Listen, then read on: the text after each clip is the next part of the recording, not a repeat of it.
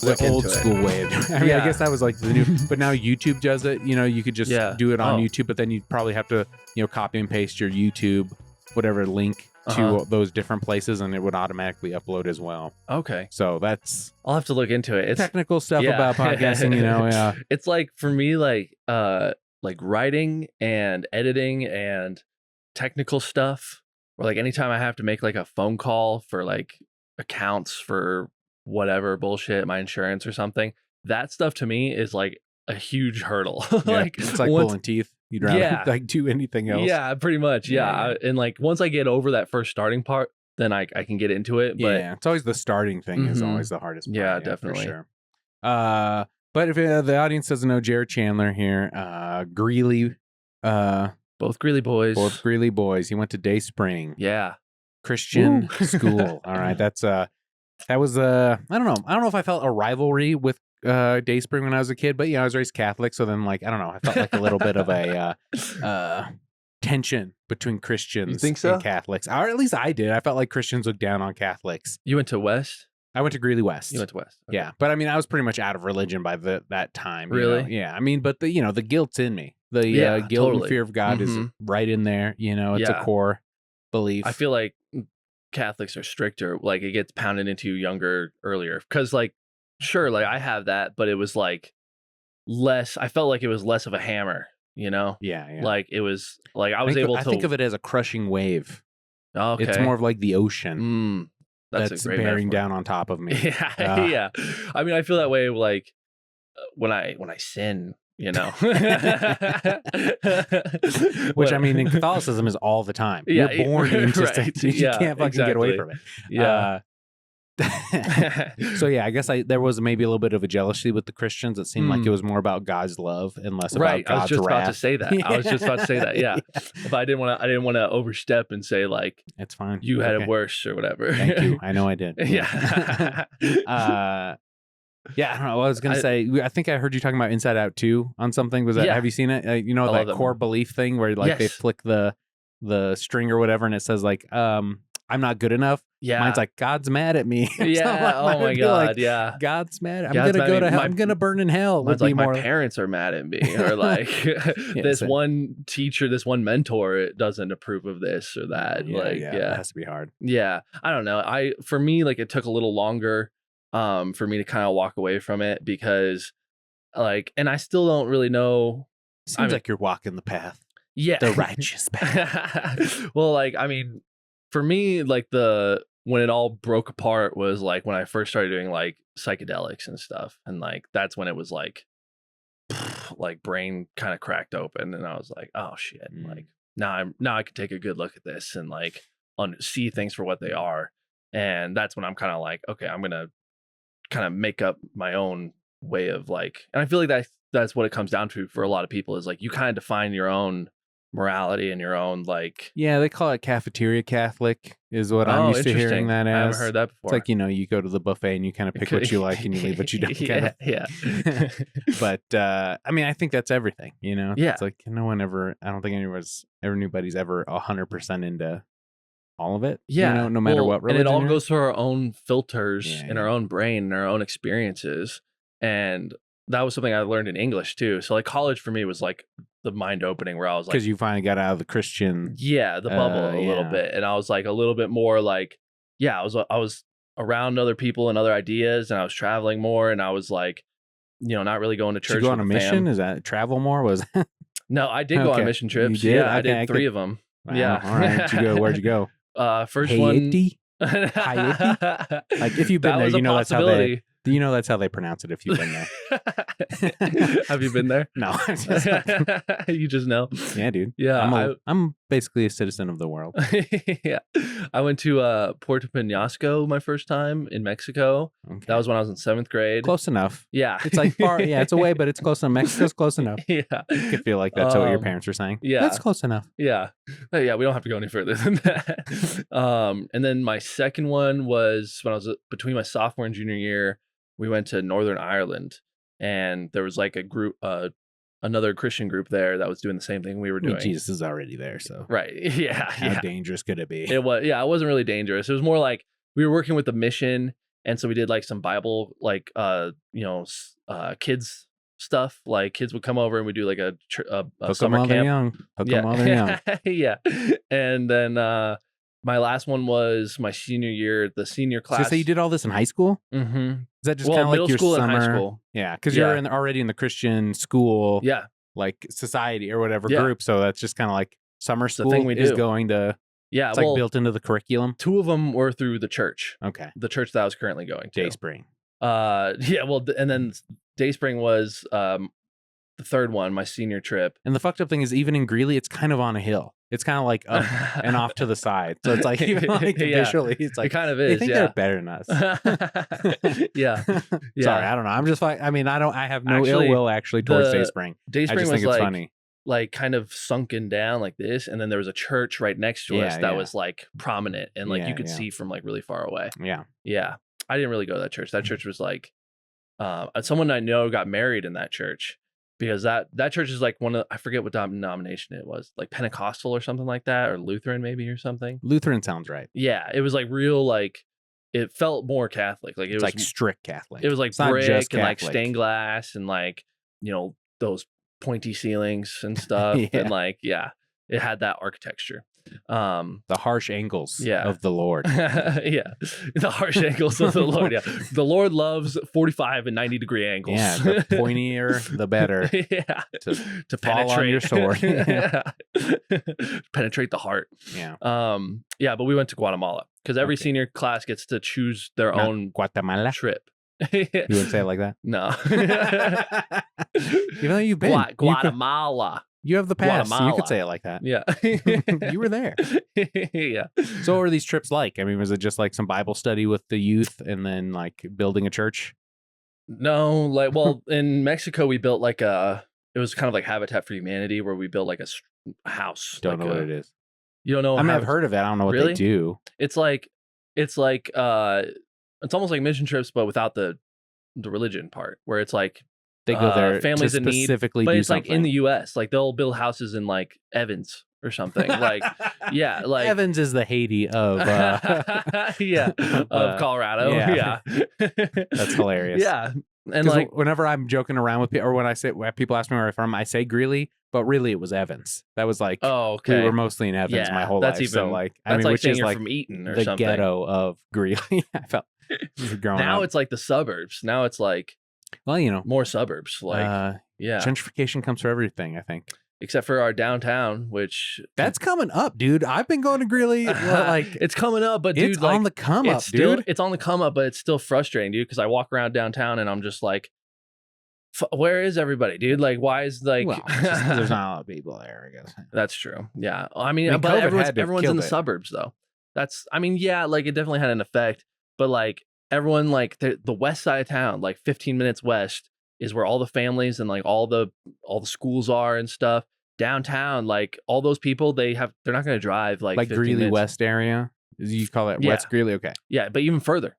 Okay, Even yeah, further, like down. 75th like Ave. Northridge. Yes. Okay, Yes. okay. Yeah, that's yeah. where my dad teaches. Oh, okay. Yeah, and that's cool. Shout out. Shout out What- Northridge. what subject? Math. Math? Yeah. Oof. I Okay. know. He's doing the Lord's work. Ones and twos. Yeah. Am I right? I wonder if he finds X the and Lord Y. in math. He finds it I could- through educating children and getting them to graduate, for sure. Well, you know. Yeah. Well, I mean, it's all about whittling something to one number. You know, there's one true answer. You know, with Interesting. math. And, Yeah. well, I really found myself liking math when I was in college, and I do think Really? there's like a joke righty thing to it, because you start off with all these 100%. numbers, and then you're whittling it down to the 100%. it's all funneling down to the one number. And with a joke, you start off with an idea, and then you funnel it down to like set up punchline. That's kind so of a thing. true. Yeah. That's kind of, I was an English major Okay. because I was going to be a business major and I went to Ames for a semester. Me too. Well, Yeah. I went to Ames. I graduated from Ames. You graduated first, from Ames? Yeah. Nice. Yeah. I loved Ames. Like it was Ames great. is great. Yeah. They were the teachers were like top notch, and like they put time aside to like make sure I understood what Yeah. the concepts were. Yeah. There's like tutoring always available. Yes. Shout out Ames. Yeah. And that's where I did really like fall in love with learning. Yeah. And that totally. that took me to going to Metro up here. I was like, I'm enjoying college. I don't know what exactly I'm going to do with my degree, but Yeah. I'm enjoying learning, so I'm going to continue that Yeah. at Metro State. So, 100%. yeah, Yeah. And what was I? Oh yeah. And then I I hit my first semester at Ames. I had to choose between studying for my history midterm or chapter 2 of college algebra, and I was like, I'm not cut out for this math shit. Like, I can't do more of this. So like, I took, instead of 15, I took 12. Your dad couldn't help you out? I mean, it seems like he was It wasn't right like there. that. It was like I mean, like it was- study wise, not like kind of, but like I didn't want to do it. Yeah, like yeah, I I was get just ya. like, no, like this isn't for me, and I don't want to yeah. pound my head against the wall with this. So I switched. So I took a semester off, and I did comedy and like traveled and did open mics and stuff, and because I was brand new. And then when I came back, I went to UNC and switched to English, and I thrived. Nice. So Dude, fucking I failed out of like the English 101 class or whatever that you had to do to graduate. I like failed out of that like every semester because I just like couldn't get myself to write that essay at the end. Dude, Because I was yeah. like, I gotta fucking read. I definitely have some like undiagnosed dyslexia or something that because like I couldn't force myself to read shit. Sure. And like the pulling teeth part was like reading some kind of because you had to cite a scientific like journal or something like that. And I was I like, hated that. I can't fucking do it. I can't do it. Yeah. God bless my friend Sam P. She ended up just being like, okay, you're gonna graduate. What's your subject? Pick a fucking article. I'm gonna read it to you. And she did that for me. Like, and I cited that source. Fucking eventually graduate last semester. It's like I have to do this to graduate. You just like, need that I last had- English class, the Yeah. 101. Yeah. So you didn't Yeah. take hardly any English or like reading classes. No. You're no. more math and like Yeah. I mean, my major was in video production, technical Oh, communications. okay. My minor was in theater. And so like it was like Cool. journalism Wow. and theater. I could have like it was like one class. You need Yeah. to take one class on either side and you'll get your minor in it. And I ended up doing theater because I fell in love with that. Yeah. And acting and all that jazz was just so Oh yeah. fun. Yeah. What was that like at Ames and Metro? The theater stuff. Yeah, Metro is like a big theater school. So Really? it's like, yeah, everybody was passionate about it, everybody loved it, so it's just Nice. like it's easy to get sucked into that Yeah. that world. Yeah. And, I was friends with a lot of the dude, film it's and theater exciting. kids. Yeah, Yeah. it's all They're you're so fun. Yeah, it's Yeah. very fun and seductive as well.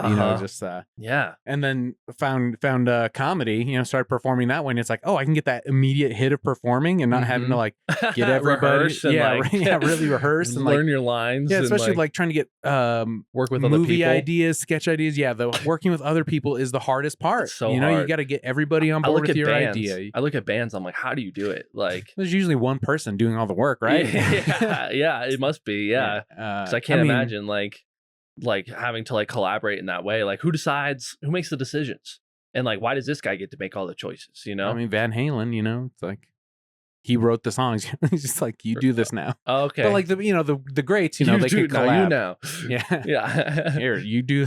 I wrote this song. Now, play the bass around it. I don't know, but like you see the Beatles and stuff, and they have like a very collaborative process. But I mean, it was mostly driven by John and Paul. George felt frustrated. He ended up, doing his own thing. And, Interesting. it's hard. Yeah. But collaboration's hard, and so that's what I was so seduced by stand up. And I remember my theater teacher being like, "Oh, that's what you're gonna do." Like her being like, "Oh, you're gonna take the easy way out," almost, or like something like that. Yeah. Oh, I felt a little shame, but I was like, "Yeah, I like this." yeah. What's wrong with it? She was mad that she was losing you. I guess maybe She's I don't like, know. "Fuck." Like Yeah. that's how everybody treated me when I didn't want to play basketball anymore. Oh shit. Yeah, dude. I was Yeah, like, you're tall, dude. I'm tall. And You they're need like, the tall guy. Everybody was like, are you joking? You're not going to play? And I'm like, be a nicer to me. Yeah, that's basically they're like, you're smacking God in the face for giving you this gift. Yeah, dude. Like you're the only one But I was tall enough to super- reach his face. I was so like, I didn't have the confidence I have now. And I was like super anxious all the time. And like, I didn't have like that. Like I had the build for it, but I didn't have like the mental. The thing I think is with taller guys is like Yeah. it's harder for you to control your body. Yeah, You have like more an and extra I'm step. self-conscious because like I feel like everyone's looking at me all the time. Yeah, I Like, mean, you're the biggest guy Yeah. out there. So like all eyes are on you. yeah. And it's like I think it takes a little bit longer for you to master your Yeah, limb. it did. Like, and I, dude, like, we just had the charity basketball tournament, and I've been hearing a lot about this. It's so much fun. And like last year, I wasn't picked on a team. I was still like, Really? yeah, well, I wasn't like, I didn't have like the prominence in the scene that I have today, you know. So Like people... even in basketball, even in a dumb charity basketball game that like comics are doing, Yeah. it's still like he's not funny. I'm not gonna pick him. Yeah, Or like I don't know. I'm they not don't close enough to him. Not they like, don't think you're funny or what. I'm sorry. Yeah. I'm not trying to say you're not funny. But, no, they're you like know, it was like you had to be like there's still someone a had social to think of you like yeah. to be on your team, right? So I just showed up with my shoes on, and sure enough, someone couldn't make it or dropped out, and Chandler, you're on my team. Yeah. And so I got on, but then this year I was picked, and I practiced. Like I was on the courts, and I was like, damn, like I'm so much better than like I was in high school. I and heard then Jeff Tice talking about it too recently. Oh, really? He was saying that he's probably going to retire from it. He's too good. No. No, you don't think so? I will call you out, Tice. Come back next year. I will body you, bro. Oh, interesting. Okay. Yeah, dude.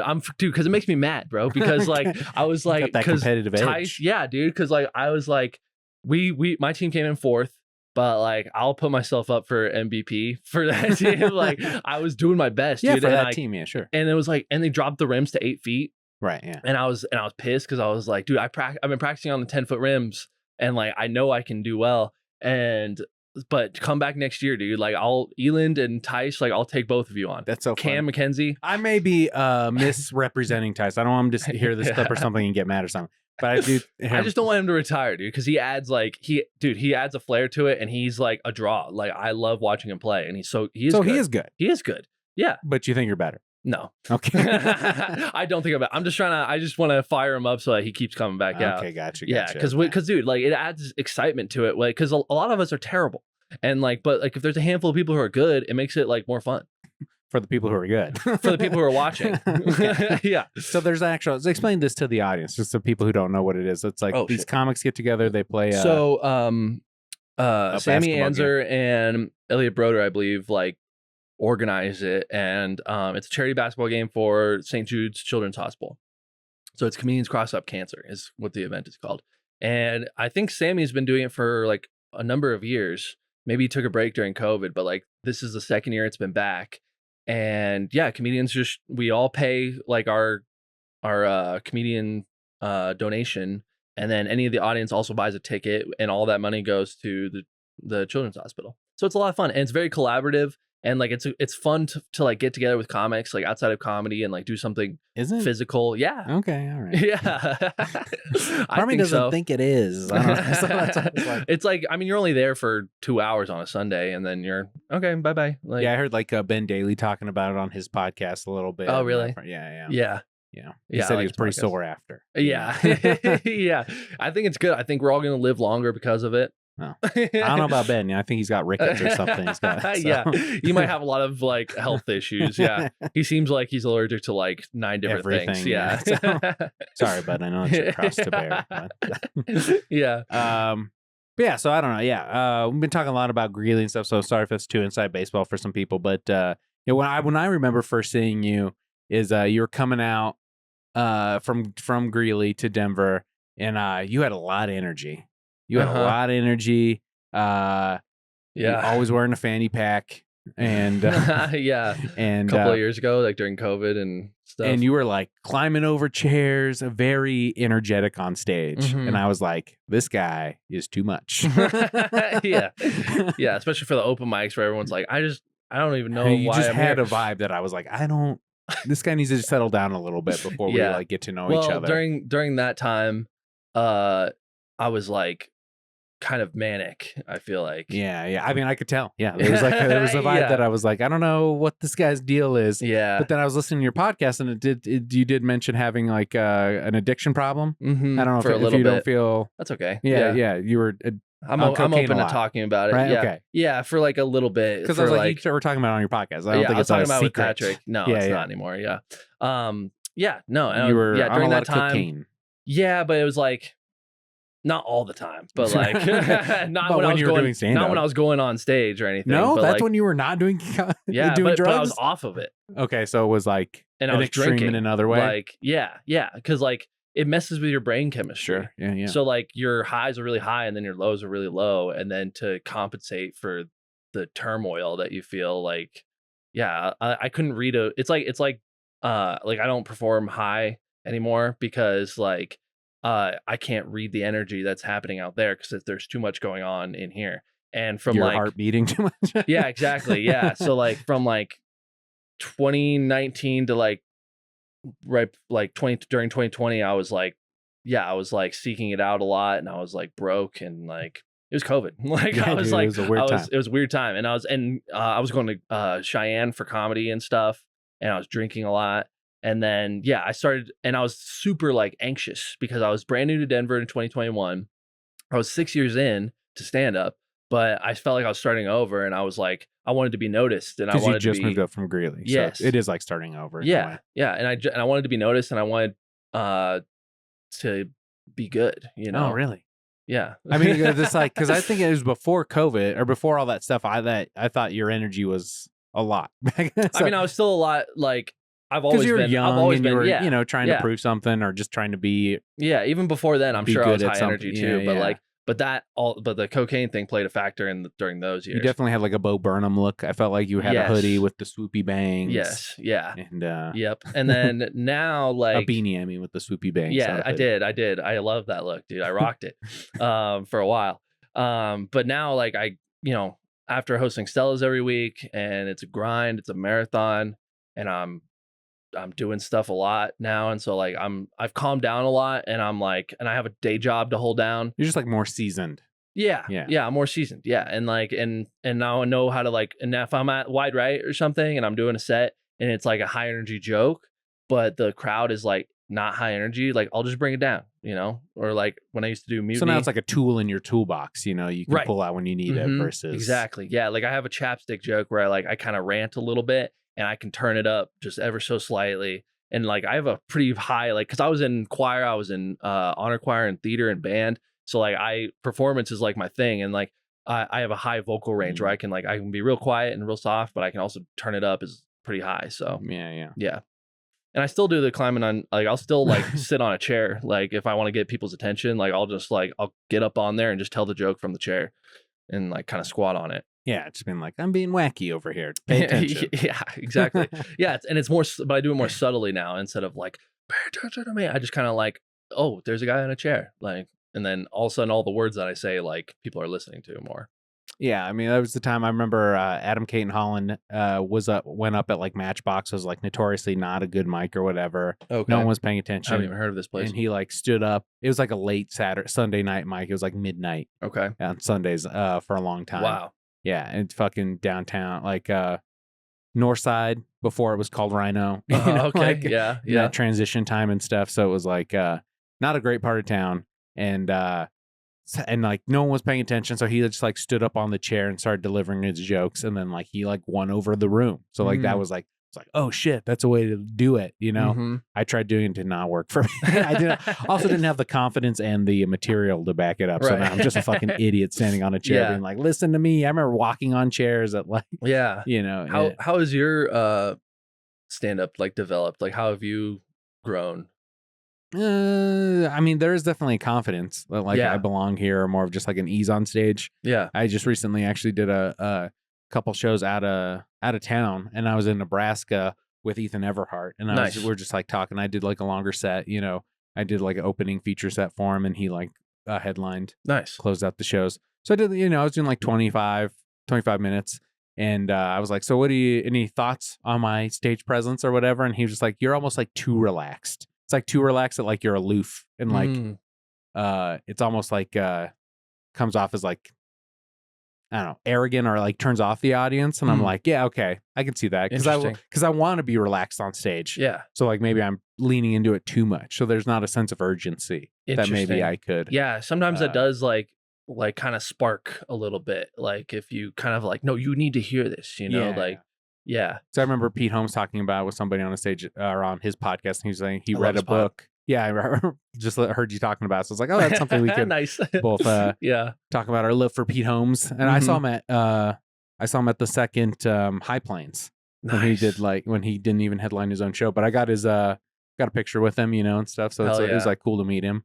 Being like, I really love your podcast. Yeah, I gave him. I saw him at Comedy Works at the last show last year, and I gave Ashley a little postcard to give to him. Ashley, his the manager at the Comedy okay, Works. gotcha. And I was just like, will you give Pete I thought it this was his little wife or something. I can't postcard? remember. No, yeah, it's just the one person I remember at Give him Comedy a Works. postcard. Yeah, can you give him this postcard for me? And I basically said the same thing. I was like, I love your pod. Like, I hope to be Dude. on it one day. Like, Wow. Yeah, Okay, yeah. wow. All yeah, right. one day. Yeah, shooting your shot there. Calling your shot. I'm manifesting. I would love it too. I'm yeah, putting I mean, it that would out be there. Great. Yeah. Yeah. I hope so. Thanks, man. Yeah, I saw Chris Hardwick a couple months ago when he was in town, and like Oh, Nerdist really? was a big influence on me. Really? And like and he did like a meet and greet thing at the end. Oh, nice. And I had a picture of him from like 2013 meeting him then, and I like showed him it, and he's like, "Oh, crazy." Nice. But I dude. like waited till the end, and it was like he kind of like saw me in the bag. We made some weird eye contact, and I was just getting like anxious to be like talking to him. So like it was not my best. I don't know. He probably was like, dude, is this guy gonna fucking kill me? Because I'm like, your podcast meant so much to me. And like, Dude, there's some people like that I still get like that. But like, I recently just got to work with Jeff Dye in Casper, Wyoming, and because they opened a new club up there. It's like a club / theater. And when I was brand new to stand up, like my parents were like, "Oh, this is a Christian comedian. You should check him out." And I don't know why, but like I was like, I feel like I relate Jared to this Chandler? guy a lot. or what? Jeff Dye. Jeff Dye. Yeah. They were like, "Oh, this guy you should I check think out." Christian comedian. I thought It's fine. me. But I emailed him and I was like asking for advice. I was like, "What's it like, being a Christian comedian? Like, what's it like pursuing stand up? And do you have any advice for me? Because I'm brand new to this." And he emailed me back and like actually gave me a long, like thought out answer. That's very cool. Yeah, and like so when I got to work with him recently, I was super professional and like this was like a big moment for me, but I was like, I'm ready for this. Let's rock it. And I said, hey, like backstage, I was like, hey, like I just want to say thanks because like I sent you this email and you responded and it meant a lot to me. And I got to show him that email like the last night when we went out and be like, look, like 2016, like that's how far back we go. And like it was pretty cool. And like he was like, oh, that's awesome, dude. That makes me really happy.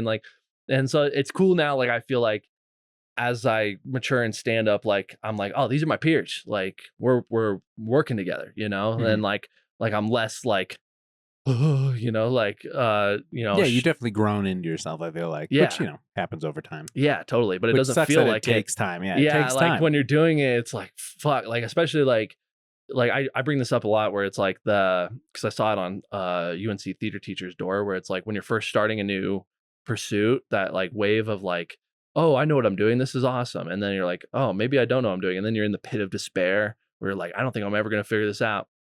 And then you slowly, as time goes on, you learn more and more. And then you get to this point where you're like, actually, it's more complicated than you think.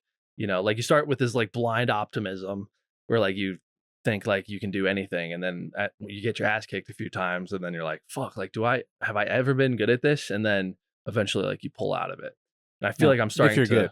If you continue, people if you keep going, you at that point, at the lowest point, you either quit or keep going. Yeah. And I feel like I just got out of that like 2 years ago. Yeah. How old are you now? 27. Okay, yeah. That's a long time. Yeah. 8 years coming on 9 in stand up. Crazy. Yeah. So crazy. Yeah. I don't know. It's fun. It's fun to reminisce about it because it's not. It feels good. Yeah, it wasn't that long ago, and like now it's just fun because like I just want to keep getting better. Like I just want to keep finding new opportunities and like keep. Yeah, it seems like you're very motivated. That's what I got from listening to your podcast. Is you're like, I'm trying to make things happen in Greeley. I'm trying to make things happen in Cheyenne. I'm trying to make things happen with you're talking about getting together with David Rodriguez and doing something at like Raton or something like that.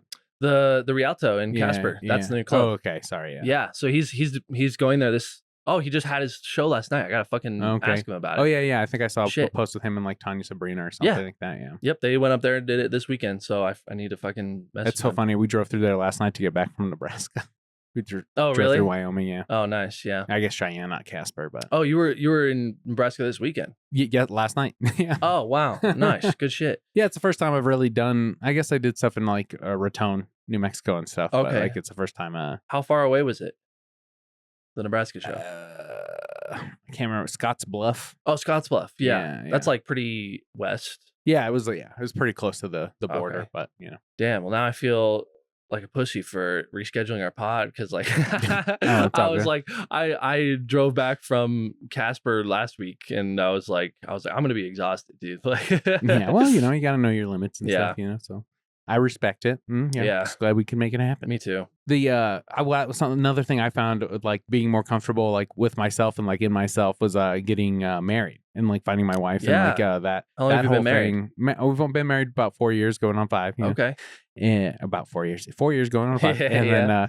then I mean, there was, like, when I got together with my wife, and then just, I don't know, there's something about, like, the security of having a partner that Mhm. like, supports you whether you bomb on stage or not. Mm-hmm.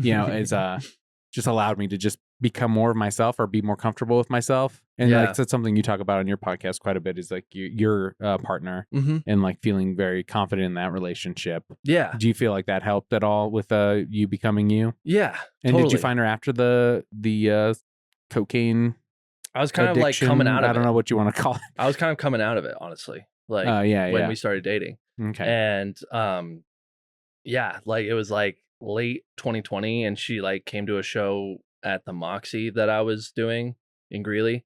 And we just started dating after that. And like Did she see you do well and you think that helped on stage? Maybe. Yeah. Like did you? I mean, because if you bombed in front of her, it might be a little bit more of an uphill battle, Yeah. Yeah. I must have done well. Yeah, okay. Yeah, I must have. But no, like she kind of like you guys knew each other in college, is yes. what I Mm-hmm. So yeah. And so like you're friendly. You knew Yeah. each other. Yeah. And so like I feel like having that relationship kind of like gives me like I'm not just doing it for myself anymore, if that makes sense, like you feel like you're doing stand up for her now, kind for of the like both of you, for your for both the your yeah, future. it's like Okay. it's like I can't, this isn't like a game.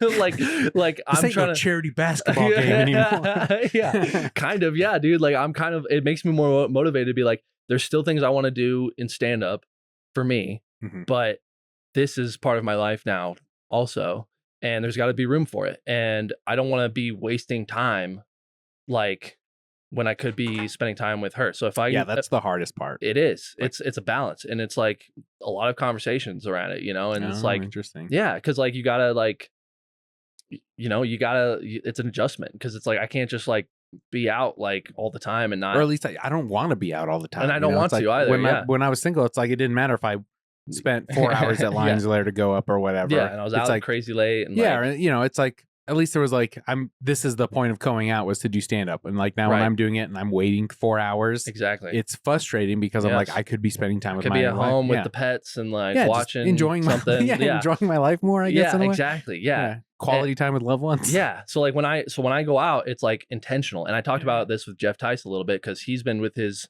partner since high school. Yeah, he's old. Yeah.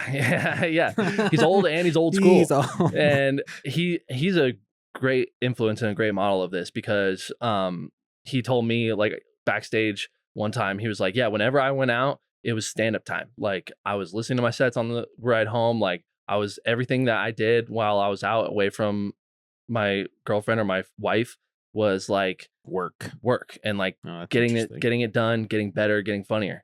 And I kind of like, I'm not as good at it as that, but like, you gotta start somewhere. Yeah, totally. Yeah. But like I'm more intentional now when I go out, and I'm like, I'm trying to get home earlier, and I'm trying to like, if I'm going out of state, like I better be getting paid, and I better be getting good stage time. Like I gotta have a reason for everything I do, because I could be home, and this is important to me. This is part of my future. And I want to get so good at stand up that like I can be a D-Rod, I can be a Jeff Tice, and I can make money doing this. This can be my life. Like and we can do it together. And luckily she loves going out with me and that's enjoying stand up with me. I was gonna say, that was gonna be my next question. Does she get the lifestyle? It's just like, I have to go out. Yeah. It's like and part of it's just being out in the scene, being seen. And like, so people know you're around. Yeah, totally. Yeah. And so like, and we kind of balance that. Like she comes out with me sometimes, and like she has friends who are I've never comedians seen her now. Once, just throwing that out. Yeah. But she's friends with like Haley Raven now, and she's friends with like Ollie Kareem, and like all these, and I invite people over and she meets them and stuff. So like, she gets to know a lot of people in my circle, and like that feels good. Do you ever get like guarded around her? Like there's certain people in the comedy scene I wouldn't I wouldn't introduce my wife to. Yeah. It's just like, no, don't talk to my wife, dude. Like, yeah. No, I do. And I'm very conscious of that. And like, so like we've had a couple of house shows recently at our place. So we had like one set up outside. My God, am I one of those people? You're like, I'm not gonna introduce him. It's like, I guess I've never seen his wife, so maybe he is. No, that's I'm not the guy he's protecting against. Yeah, I'm like, JD, stay away from that guy. From that guy. Just... Yeah, he's bad news. Well, yeah. No. Sure, some people think that, you know. No, not at all. When you're in this game long enough, you make some enemies, you know. Yeah, especially new kids on the block. Oh, you know, there's just like people you don't get along with, you know. Sure, that's fair. Yeah, and like I'm starting to get my fair share of that, and it's like it's just, you know, kind of sucks. Like I hate it. I don't like having people that I want to avoid. Like, yeah, but you know, you just not. It's just how it is. Yeah, you're not gonna like everybody. Everyone's not gonna like you. It's just one of those life things. Yeah. Yeah, that's okay. And then for me, it's just keep getting better and keep doing what moving you're forward. doing. Yeah, keep being nice. Hurt or help you or whatever. Yeah. Just do the best you can. Yeah. But we were just very, you know, like in general, like, yeah, I'm conscious about like who I bring around and stuff. And like, and I was in the fraternity in college. So like, that was kind of like something that was built into me anyway. It's just like, keep an eye out for fucking strangers. Like, is that something a fraternity? Yeah, dude. Like we have like when we have, I have no experience with it. So yeah, well, it's like when we have people over. That's your house. At a house or an annex or something, you know, we're having a party and people are coming over. We want to make sure that we know people who are there and it's not just random people coming in and out, and it's a liability. So we have to be safe. And like, and the university knows about it. We had to like tell them like, hey, we're having a party like on this day and it's represented by our organization, which represents you as an organization. So if shit goes down, then it's so shit goes down and it's on us. So it's like, and I was on the exec board. So I was on like sergeant at arms. I was vice president. I was new member ed. So like so I felt a sergeant in arms. Yeah. So like risk management. So you were armed. You had guns. No, I didn't need guns, baby. Gotcha, Yeah. He just flexed for the listeners. So you know. Yeah. Check us out on YouTube. I just tower over people, dude. Yeah, I mean, you're pretty tall. That's all the first thing I thought when you came into my house is like, damn, this dude's tall. Yeah, and dude, I didn't know how big I was. Like, I kind of had to like, because I felt small, you know. But like as I got older, I feel small. Yeah, dude, I did. Like I would get. You could tell like when I was younger, like I would have different body language. Yeah, and stuff, you and, like, you drooped. You were a droopy guy. Yeah, sure. Yeah, because I didn't feel like I deserve to be in a room sometimes, sure. you know. I get that. But now I'm like, no, I deserve to be here, and I'm big, dude. Like, don't make me use it. So like that was a thing where like I was quick, dude. Like I would be sitting on the porch and like all my friends would be talking and stuff, and I'd see like a group of random dudes just like start to walk up to the door, just pretending like they belong there. And then boom, like I would just step right in front of the door, like, hey, what's up? What's your names? Do you guys know anybody here? You know? And they'd be like, oh no, sorry. And I would be like, oh, well, sorry. This is actually kind of like a closed thing, an like exclusive just close friends. You are literally a gatekeeper. A little bit, yeah. No, I mean, I get you. You're the doorman. Sorry, you gotta fucking you gotta fucking rush. know somebody to be here. Yeah. And so I'm aware of that, you know, when I'm like out in public and stuff, and like I try to, you know, I try to make sure she has company that she enjoys and that like she's comfortable around. Yeah. And I protect her from people that I'm like, no, I don't want. We can go. Like we don't have to talk to this person. Yeah. Get it. Yeah. What's that like for you? My wife doesn't come to a lot of things. You know, she's kind of over seeing me say the same jokes over and over again. You know. Yeah. But you know, she was in the theater program as well at Metro. She graduated before me, but that was her major, so she gets that like, you know. Is that where you guys met? No, she was in a show that a buddy of mine were doing a podcast, and we did at the Betsy stage. It was called the Betsy stage at the time. I can't remember what it's called now. But she was in a production. Yeah, she was in a production there, and we went there. And my buddy, who I was doing the podcast with, Scott Markland, he was the stunt coordinator or whatever. He was choreographing the fight scenes for the show. Cool. And so he's like, "Oh, we should interview the director and the person who owns the theater." Mm-hmm. So we did that, and then Mallory was acting there at the time, and he was like, he knew her from college too. So he's like, "Oh, we should also talk to some of the actors," and he got her over, and that's like when you could hear us meeting for the first time on the podcast. Really, it's whoa, it's cool. Nice. Yeah. Nice. And then, you know, obviously, you know, my alpha male status with the podcast impressed her, and she was like, "This guy, I got to lock down." Yeah. Well, I came back and saw the show. I brought flowers, you know, and I was like, you know, it was nice. And, wow. Yeah, I thought it was a solid move. What was your? And I think that's when she said, she was like, "Oh, this guy's into me." Yeah, he brought flowers. Yeah. So I did bring flowers for her specifically in a show. Yeah. I mean, I did really show my hand in a way, you know. But at that point in my life, I was, you know, I was just ready to. How old were you? 24-ish, 23, Whoa. 24. Nice. Yeah. And I was just, you know, I tried to be the game guy, and I was like, I'm not doing that anymore. I'm just going to fucking let people know what I want. And if that's not happening, then moving on. I feel like that's the best way to. Yeah. You know, you figure that out over time. Over time. Yep. But you got to have a lot of failed, like. It's life experience, you know, if you will. Yeah. Well, not everybody gets that, you know, and that's why I think it's good to talk about. Is because, like, you know, it's like it's hard to put yourself out there in any form, in romantic ways or in performance ways. Like, just trying to like experience stuff is like difficult, you know. And you like got a Zin here, bro. You're gonna fucking you want one? Pop some Zins on my pod, dude. No, you're the first person to ever do it. Really? Yeah, I think Logan introduced me to Zin. Yeah, I mean, people aren't doing what. I mean, I don't really. I'm not a big partaker myself, so I think people just don't feel comfortable doing it. I have no problem doing a smokeless nicotine in your. Yeah, that's fine. I mean, that's fine. I mean, Tinder weren't always around, I guess, you know. That's true. Yeah, I got one in right now. Oh shit! Okay, I got a trash can right here. That's what this part is. Is like so half of it's it's a disposable thing, and then this part is where all the gold is kept. All right, just bring it up a little higher, yeah, so people can see. Oh, yep. Yeah, you're not worried about it fucking up your gums. I've the benefits outweigh I've learned how to get around that. But yeah, it's better than, I mean, anything you put in your body is gonna. Yeah, you know, everything has a toll or whatever. Yeah, exactly. But like, you enjoy it. Mm-hmm. Oh yeah. You. Yep, I'm hooked, baby. You know, I guess out of all the things you could be, you know, I know it's good. You know, it's a downgrade. Yeah, yeah, for real though. Yeah, I do it at work all the time, and like, I don't know. It's just like I took some Alpha Brains before this podcast. Oh, I mean, nice. I'm not averse to a nootropic. Yeah, totally. I think a lot of people demonize nicotine. Like I heard this thing on CityCast. They were like, "Oh, I think it's like Zyn or some like company like that just does nicotine is trying to like open up a factory here in Colorado, and they're trying to like give them some tax breaks, and they're equating that to being like a cigarettes, the same thing. And I'm like, it's different, but they just demonize it the same way because to them, it's the same thing.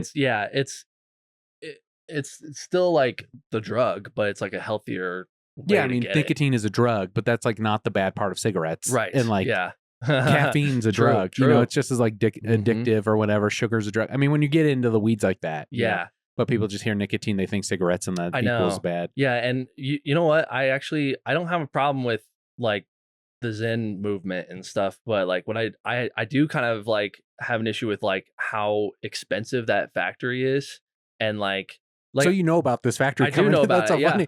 I do. Yeah, explain to the audience what you know about it. So there was a Zen factory that like burned down or something, or like had some sort of incident where there was a shortage of it for a while. So like you would go to like the gas station or something, and it would be cleared out. Yeah, Zyn is a nicotine pouch. It's a pouch that you put in your gums, goes straight to your bloodstream, and it's got fiberglass in it, so it can kind of dig into you a little bit and get to your bloodstream. Damn. Yeah, but like I've learned that like the upper lip is the best place for me. I just alternate these sides, and certain flavors tear me up more than others, and certain brands tear me up more than others too. And that's why Zyn's kind of the best. Like it's like other brands, you try it, like it's too small and like, or it's too big, and it'll just like dig into your gums, and then I'm all tore up in there for a while. But the new factory they're opening in Denver, it's going to cost like something like billions of dollars. Like it's an insane amount. Like I don't even know how much it is, but yeah, all kinds of different. And they have a rewards program where you scan the back of it, and I'm saving up for like a GoPro or something. So so it is like Marlboro Bucks or something. Yeah, exactly. That's exactly what it is. Yeah. Yeah. So, I mean, they're using a lot of the, cigarettes game plan. I mean, they did just pivot. Yeah, it's the same blueprint. Yeah. Yeah. So I get that, it is an addictive substance or whatever. We should not let kids have it until, blah, blah, blah, a certain age, I do think that there should be, yeah. But I think vape's worse than these, because these, like, you got to, like, be a seasoned pro to have them, or you're going to throw up. Like, you got to build it up to it. Yeah. What's the process? Because I know. Start with threes. 3 milligrams in a pouch. Yeah, and then you move up to a 6, and like usually like you're already like smoking vapor cigarettes anyway when you start doing these, so it's a healthier form. But like vape, like you doesn't matter what age you are, doesn't matter what your tolerance is, you can like rip that and be like, and then boom, you're hooked, you're done. Like there's a lot of like memes about it where it's like, you know, like the Juul, it's like POV, you're a Juul in like 2014 or something like that, and you're in like 8th grade or whatever, and then the Juul is just like, hey, will you suck on me real quick? Boom, you're done, you're cashed in, you're this is your life now for the next 8 years or whatever. And yeah, so they're opening up this new factory, and it costs like an insane amount of money. And I listen to a lot of sports radio at the warehouse that I work at, so like they were talking about like, oh, they want to build a new Broncos stadium in like East Denver or something, and I'm like, isn't there something else that the city could use like all this money towards, you know what I mean? That's kind of how I see it, is like from like that perspective, is like, I'm like, why are we, this is where our priorities lie, we're not giving like more money to schools and like hospitals and shit like that, and roads. They'd be paying taxes, they could be paying, you know, eventually they'll be paying taxes, it'll be a job, it'll, you know, generate some jobs. Yeah, I don't know anything about I don't know anything about that, but that's where my brain goes just like, that's very altruistic of you. I do think that's, you know, that's the good just Christian. That's a good day spring in you right there. You know? Yeah, that's how I think. That's how I walk around Greeley, where I'm just like, I'm walking around Greeley and I'm like, man, I just would love to see like this empty building be a thriving business. Like, I just want to see like communities being built and like people, like, because I love that. Like, I used to resent it. Like, I would walk around Greeley. I was a server at Texas Roadhouse in Olive Garden, and I would see something we connected on. And I would see people I know and be like, fuck, like shit, like that's my 5th grade teacher or something like that. And you're like, I'm fucking and I'm serving and I'm like hungover, and I'm like, and I'm like, I'm not, this isn't the person I wanted to present to this person. And so I have to kind of, and I'm stressed out, so I have to like put on a smile and be like, you know, hey, like that. And that was all during college. Like that was briefly during my cocaine thing. So I was like, so it's tough. So, but now I kind of like appreciate it, because now I'm like, I'm more myself, like I know who I am now, and I'm like, I'm not like nervous. So I see people, I'm like, oh my God, like, so what a pleasure, what a joy that I get to run into you at this grocery store, or like you were doing a show upstairs at the Moxie and you could decide to come down and talk to me at my show. Like, cool. Wow, so cool. Yeah, I had the same experience when I was in college. I was going to Ames, and I worked at Taco Bell. I remember some of my high school teachers coming in, you know, and I'd be, and you know, feeling shame that like, oh, they expected more from me or whatever. Like, I remember my little sister, she went to the same high school I did for a little bit. And, you know, one of her teachers being like, oh, are you related to JD Lopez or whatever, blah, blah, blah. And she's like, oh yeah, what is he doing? And I wasn't doing anything at the time. I like wasn't going to college at the time or whatever. And I was just bumming around. Yeah. And she said that, and he was like, oh, I thought he'd be I expected more from him or something like that. And that fucking tore me up. It fucking, it's rough. Did you overhear it or something? Well, she told me, my little sister just told me like, I ran into fucking, you know, Mr. Blah, blah, blah. And he like, you know, he said that. And I was like, that's the worst, dude. It sucks that we have that like pressure, like, cause it's like, dude, we all go through phases where we got to figure it out. You know, like, you know, it's like, and we shame the come up, and like people, it's hard. Like I was just talking about that on another podcast where I was like, the process, that getting started thing, and that's why so many people don't try things, is because it's hard, and you gotta look like you don't know what you're doing for like a long time. And it's just like, oh, that's cute that you do stand up, oh, that's cute that you do this and that, and then like once you get like, now I feel like I'm like doing it, I'm like, I've arrived, like I mean, you're doing a lot, you know, there's no ifs, ands, or buts about it, you know, right? But you're like running shows, you got fucking, and where is everybody? Where are you now? Like, you know what I mean? Like, you're too busy to fucking worry about what anyone else is thinking about you at that point, which is nice. I'm too busy, but like I still like, I'm like, dude, like my fraternity doesn't come to my shows and stuff, like, and I'm like, where, like the young kids that are there now, not like my friends, but like my friends I'm still friends with, but they live here now. So, but it's like, you know, the folks, the people that I know who like follow me, who've been following my journey since I started doing this in like fucking high school. Like, you haven't been to one show in Greeley, like, you know, no one pays attention anymore. Do you think they ever did? And you were just paying attention more? They do. That's what I'm saying, is they do when you were starting out, you know, it's that mistake that every comic makes where it's like, oh, I'm doing stand up now. Everyone comes to your first show. Yeah. And then after that, it's like nothing. Yeah. And then it's like, and then whenever people see you like serving or whatever, and they go, well, like, it's so cute. And then they're like starting like families and stuff like that. And like they got their lives all put together and stuff. And it's like, yeah, that shame that you feel where it's just like, yo, I'm not like less just because like I didn't like figure it out like as quickly as you did. Dude, like, yeah, it's a different path. You know, Yeah, you don't it's see different. it when you're, you know, you can't see the forest through the trees at the time. You're kind of a yeah, thing. yeah, exactly. Yeah, it's a whole thing. Yeah.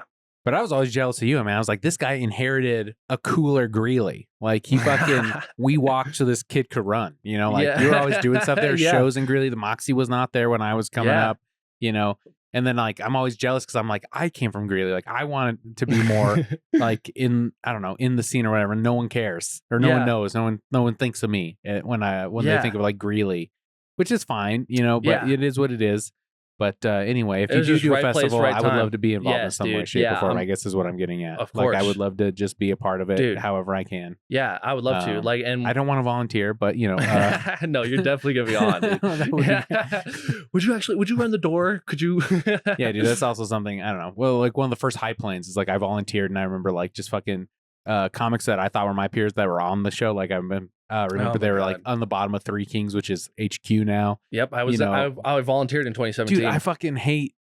Like I was just like picking up trash. I'm like, hey, are you done with that? Because I can throw that away right here. It's like, yeah, I know I saw you at the open mic. Dude, I'm still doing that. I'm still like, it's rough, dude. And I feel like they just, you know, once they see you as help, though, they will always see you as help. Interesting. And I've never been on I know people who volunteered and then got on the festival. Like, sure, there's some people who've done it. I don't know if Kobo's volunteered. He told him that's what he said.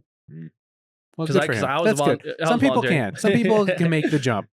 Some people can and have, and there's nothing wrong with doing that. I guess I'm not against volunteering, but it's like I did it a couple years, and it's like, it just never. That's a good point. I never got the juice. That's a good point. That's interesting to think about because I don't know what the recipe is to get on that festival. Like, all I know is that I want to be around it, and it's like, I'm going to do it again this year as soon as I hope I haven't missed the volunteer link yet.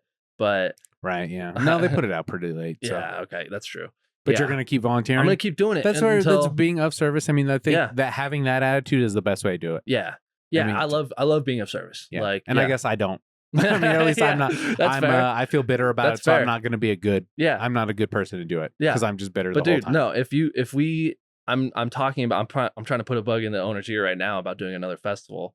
And I really want to do it. And in Greeley? Yeah. Because I feel like we could do it. Good. Because somebody, Ramos, was like running it, the Greeley Festival at Rudy. Yeah. And I'm like, I don't know who the fuck this guy is. So it's just like, I never knew about it. I didn't hear about it. So it's like, it's just, you know, a lot of it's who you know, what you know, when you know, like when they're trying to make some moves and do stuff. And it's like, a lot of it's timing. And like, it's like, I don't know him. We're not friends on Facebook. So I never saw the link or whatever. So it's like, you know, it's just, you know, it's okay. Yeah, it's fine.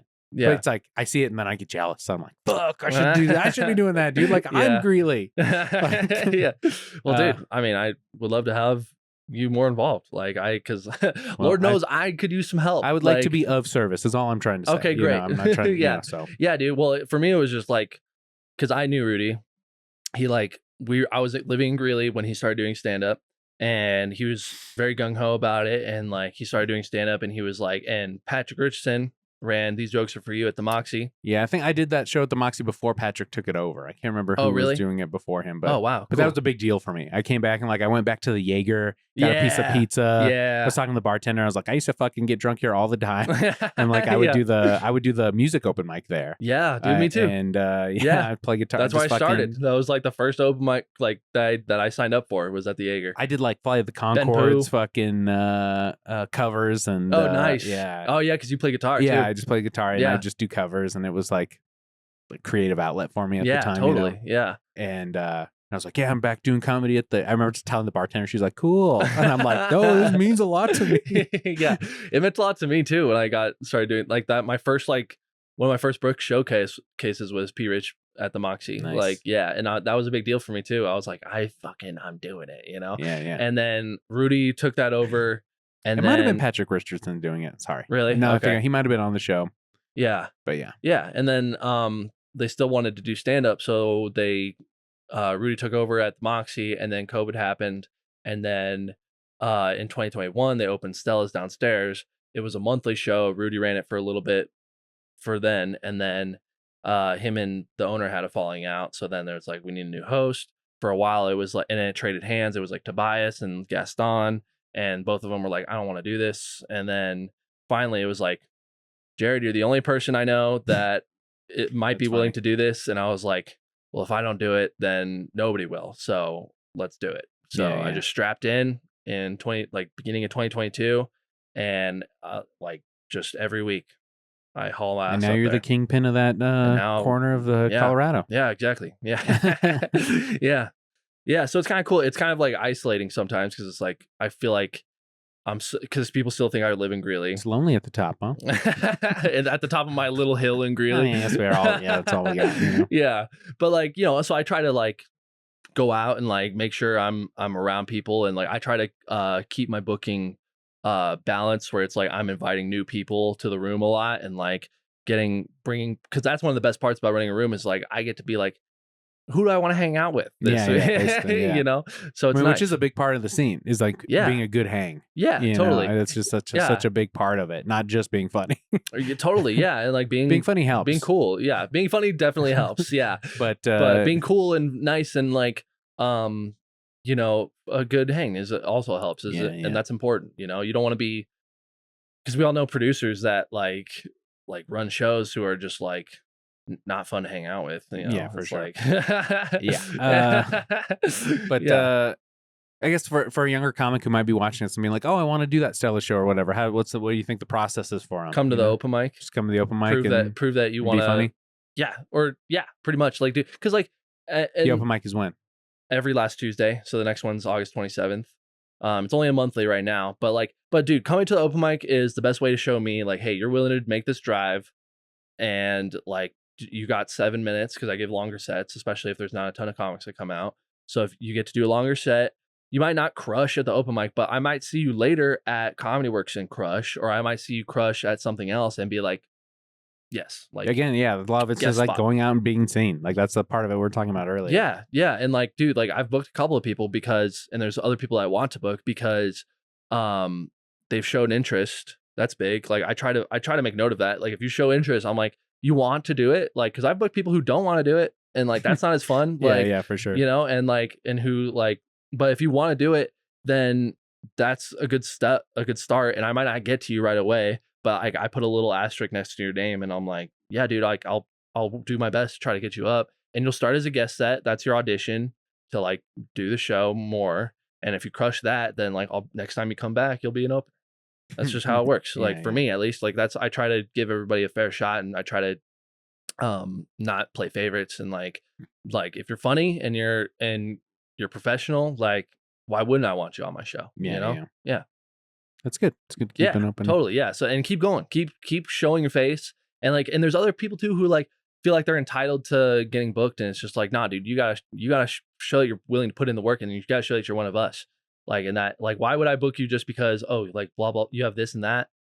Who cares? Like, yeah, I wouldn't say it's a hazing process, but there is like a certain amount of like, you just got to be around long enough. Yeah, pay your dues, be around long enough. Yeah, honestly though, like, yeah, for sure. For real. I respect you more. For sure. Yeah, I respect you more when I kept seeing you coming around, even though like, I was like, I don't know if I like this guy's vibe at first or whatever, but that's the thing. It's like you keep coming around. And then ideally, hopefully it's just like, our relationship. It's like, okay, I see him. He seems cooler now. Something I can actually talk to, you're funnier, so it's like. And those bonds, dude, they last it's like an earning forever. It thing. Yeah. And it's just like, I will always there's be a friends. history. Yeah. Yeah, exactly. Because like, it doesn't matter how long it's been since I've seen you. If I see you at Wide Riot at Roast Battle or something, I'm like, oh, what's up? And we don't, there's no expectation, no like, oh, we have to connect like right now. It's just like, no, like we do, we don't, whatever. It's cool. I'll see you. Yeah. I'll see you out. Yeah. It is hard. So it's like, I don't know, there's a balance between like going up to the host and like trying to build a connection, but not bothering them. Yeah, totally, so it's dude. Like a whole, yeah. It's one I of those respect people games. who are working, and if you contribute to the scene in some way, if you're a host like that, I give you a pat on the back for that. Fucking hosting is not fucking. Easy, yeah. And yeah, dude, like definitely like ask me. Like that's fine. Like cuz there's so many people, dude. Like it's hard to When I came up there, like, do not ask. You wait to be asked to be on shows. But and that's like not the norm anymore. no, and like cuz I don't think there's anything wrong with it, you know? I don't think there's anything wrong cuz like I've done it. I've definitely done it cuz I want to be like, "Hey, dude, like your show looks cool. I want to be on it." Like, and if you Oh like yeah. me, it's kind of like dating. Like yeah, yeah. yeah, it's like That's it's funny, yeah. It yeah, is it's funny, like here's my flowers, and if you like me, cool. Like let's build a relationship together. If you don't, whatever. Like plenty of other opportunities for me to. Rejection hurts though. It does hurt. It does but hurt. Who do you remember I'm being big- rejected by, and you who get do you? bigger. Yeah, let's name names. This is the part of the podcast where we name names. Oh, really? And, yeah, Okay. we can. Oh yeah, that's right. We name names on my podcast. Okay. Okay, That's all right. I'm okay with that. Me Who too. have I been rejected by? I don't know. Yeah, it doesn't have to say. You don't have to. There's say it, one you know. club that like I feel like I have earned at least a guest spot or a host spot, and I'm around. They know I'm around. They know they've seen me do well at like an opening spot, and they were like the headliner, and they saw me do well. I opened up the show. I've supported and patronized their club. I've brought people. I've been around, and like they've even kind of like hinted like, yeah, we'll get you on, you know, and then like nothing.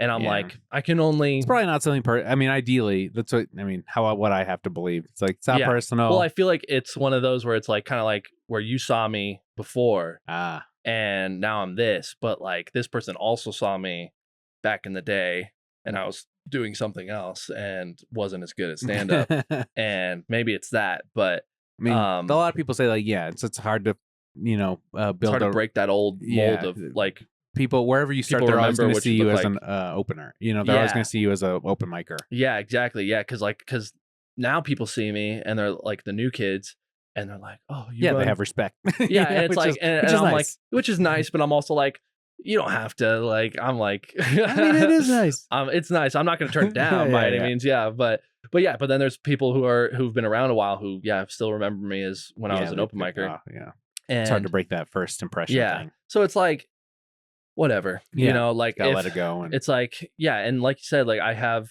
my own things going on up north, and I have other people who are willing to put me on their shows and stuff. So I'll work that and get better doing that, and eventually your club will still be around and you'll book me because I'll still be around, or it won't. One of us is gonna fall. Yeah, One of us is either gonna keep going or not. So yeah, yeah. I totally get you. Rooms man. come and go. Yeah, that's for sure. So don't get too hung up on it. Yeah. Seen bars come and go. I've seen Mhm. fucking shows, things that you thought were But going to we're be the still hottest here. thing forever. Yeah. Yeah. So it's like Comics. the journey is long. So don't get caught up on it's a one marathon, thing. not Yeah, a it's a race. marathon. Yeah. But I don't know. Who else do I want to talk shit about? I don't know. I like a lot of people, There's a lot of people that you seem like a good-natured guy. Yeah, I try to be. Yeah. Mm. Yeah. Sometimes I still make mistakes, but Don't we all? yeah. Yeah. I don't know. What about you? Do you have any what's a mistake that you've made? I mean, I do tend to talk shit a lot, or maybe I guess I wouldn't even think of it as talking shit because this is something I heard Adam Carolla talking about. It's like if I'm just telling the Okay. truth about what happened, it's not talking shit. I'm just telling my experience. Yeah, exactly. So because you didn't like it, Yeah. like it doesn't paint you in the best light. It's like that's not on me. You know, like, totally. But I do have this medium, and I do tend to not be shy about my opinion sometimes, and I do think that might hurt me rather than help, because it's not like playing the political game. Do you think or those whatever. people are like I listening to could, your podcast? I could have maybe, or they hear it through the grapevine, and that doesn't. That's worse. Has that ever That's been worse. confirmed? Oh yeah, I mean there was a while back there was a comic I had on that I like goss. I would say like, oh, this is the Denver's #1 comedy gossip podcast, and I kept trying to get him to talk about a relationship that had just ended, and his ex heard about it, didn't like what we were saying, and it got back to me, or she gave me a message and stuff, and like it just highlighted me as, okay, I made this person feel bad, and I don't want to do that ultimately, and I feel bad that I did. Mm-hmm. So I ended up taking it down or whatever, or re-editing it to take it out. But and then part of me feels like, oh, did I just like compromise. Yeah, it's like, I mean, nothing was said was that I didn't think it was true. it wasn't not true, it wasn't bad or whatever. It's just like me talking, I Yeah. get maybe talking shit or whatever you want to call it. Yeah. And but and I always like to think I will stand behind something I say, but ultimately it boiled down to me. I made someone feel bad, and I didn't like that, so I took it Totally. down or whatever. And that's, it is what it is. But that may have hurt my reputation in a way or something. I don't know. People might be more hesitant about coming on the pod, and like when you were talking about this club, part of me wanted to say the club I think it was or the person I thought it was, and because that's fun for me, whatever. Oh, But like the Moxie, you mean, or like the Rialto? no, the one you were just talking about, like, the people saw me at this club or whatever, Yeah. and me a year ago might have not hesitated to start throwing out names, whether they hit or not, Yeah. But it's just like, okay, I mean, you might not like it, I think we have a good rapport right now. I'm trying to think of a different. It doesn't matter. Thing. I mean, that's just because that's like something where it's like that could hurt me, like that could whatever. like and like your reputation has a lot of value, especially in a smaller scene.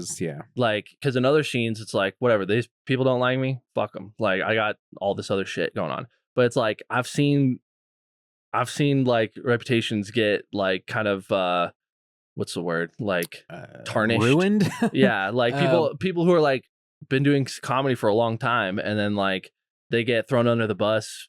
Or usually, sometimes it's their fault, but like, yeah, I like the I do think the truth wins over out, ultimately, and like, you've had one of them on your podcast a bunch. I've had a bunch of people on my podcast that it comes out that they weren't maybe the nicest people or the best people ultimately, Yeah, or like they are just like difficult to work with. Or yeah, whatever, I mean, I've had plenty of people, it just.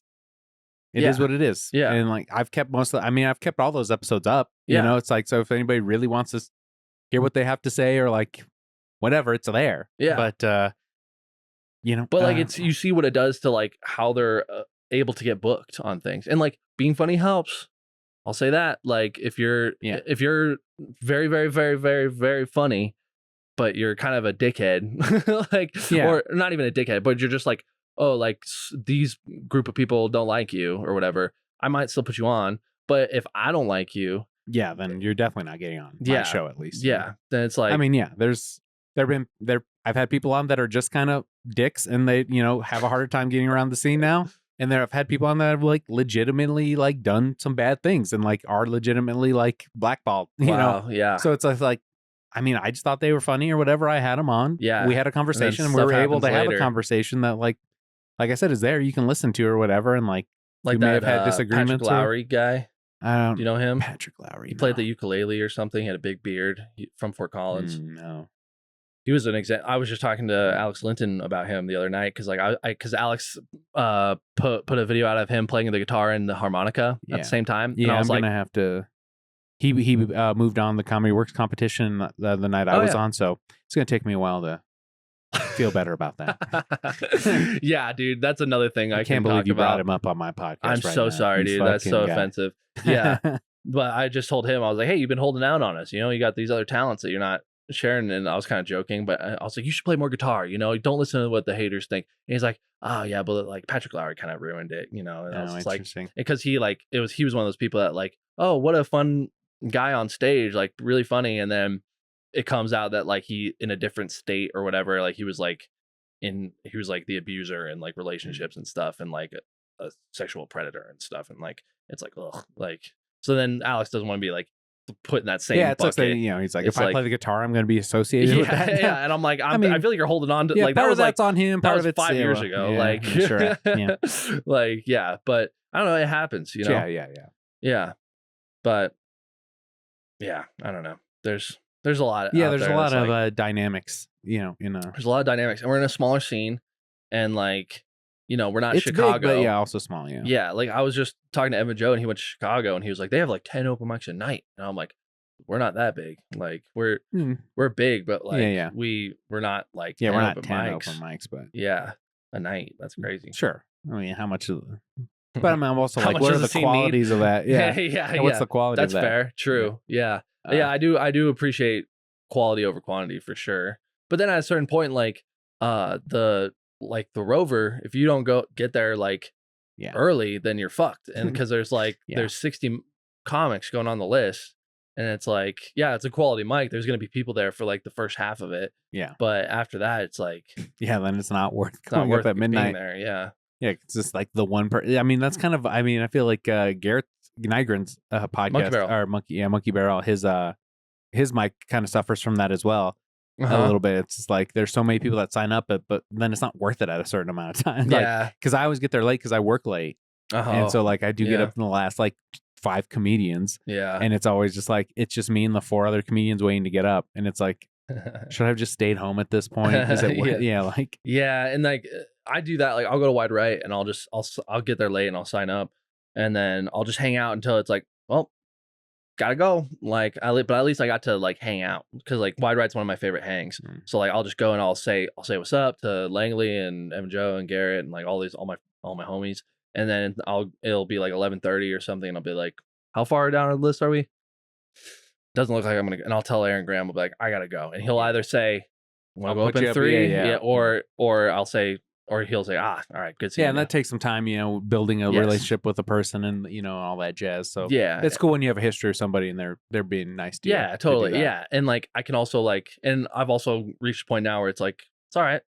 I got my show tomorrow. Like, I don't need to. I don't need to. It's nice when you have things going on. Yeah, totally. Yeah. I go through some dry spells. And, it's either like a feast or famine for me. I feel like with shows. It's either like I'll go a long time without. I do too. Like, I'll be like, and my roommate pointed this out to me the other day. He was like, dude, like you get so hard on yourself when you're not busy, and it's like, you're like, am I even funny anymore? And I'm just like, that's so true. Cause like, like I'll have a slow month or something, and I'm like, all I have is Stella's every week. And I'm just like, fuck, like, do people still like me? Am I even funny? Like, and then I'll get super busy, and I'm like, I'm so busy. Like, yeah. But it's good to have stuff to do, I think. For sure. Yeah. There's an interesting point. I've been talking to a lot of people about like roasting. The roast shows are so popular right now. Yeah. And you were at least around before the roast thing was as big as it is now. Mm-hmm. And I feel like you're a comic who's actually built an act, like before the roast thing became so popular. And not all these new comics, I think that all they know is roasting. It's like they've gotten very good at a certain aspect of comedy. It's like they specialized in powerlifting over, or like CrossFit versus, the whole sport kind of a thing. And what's the exercise where it's like all body weight and it's like you're super like flexible or something? It's like bodylifting Yoga? over like no.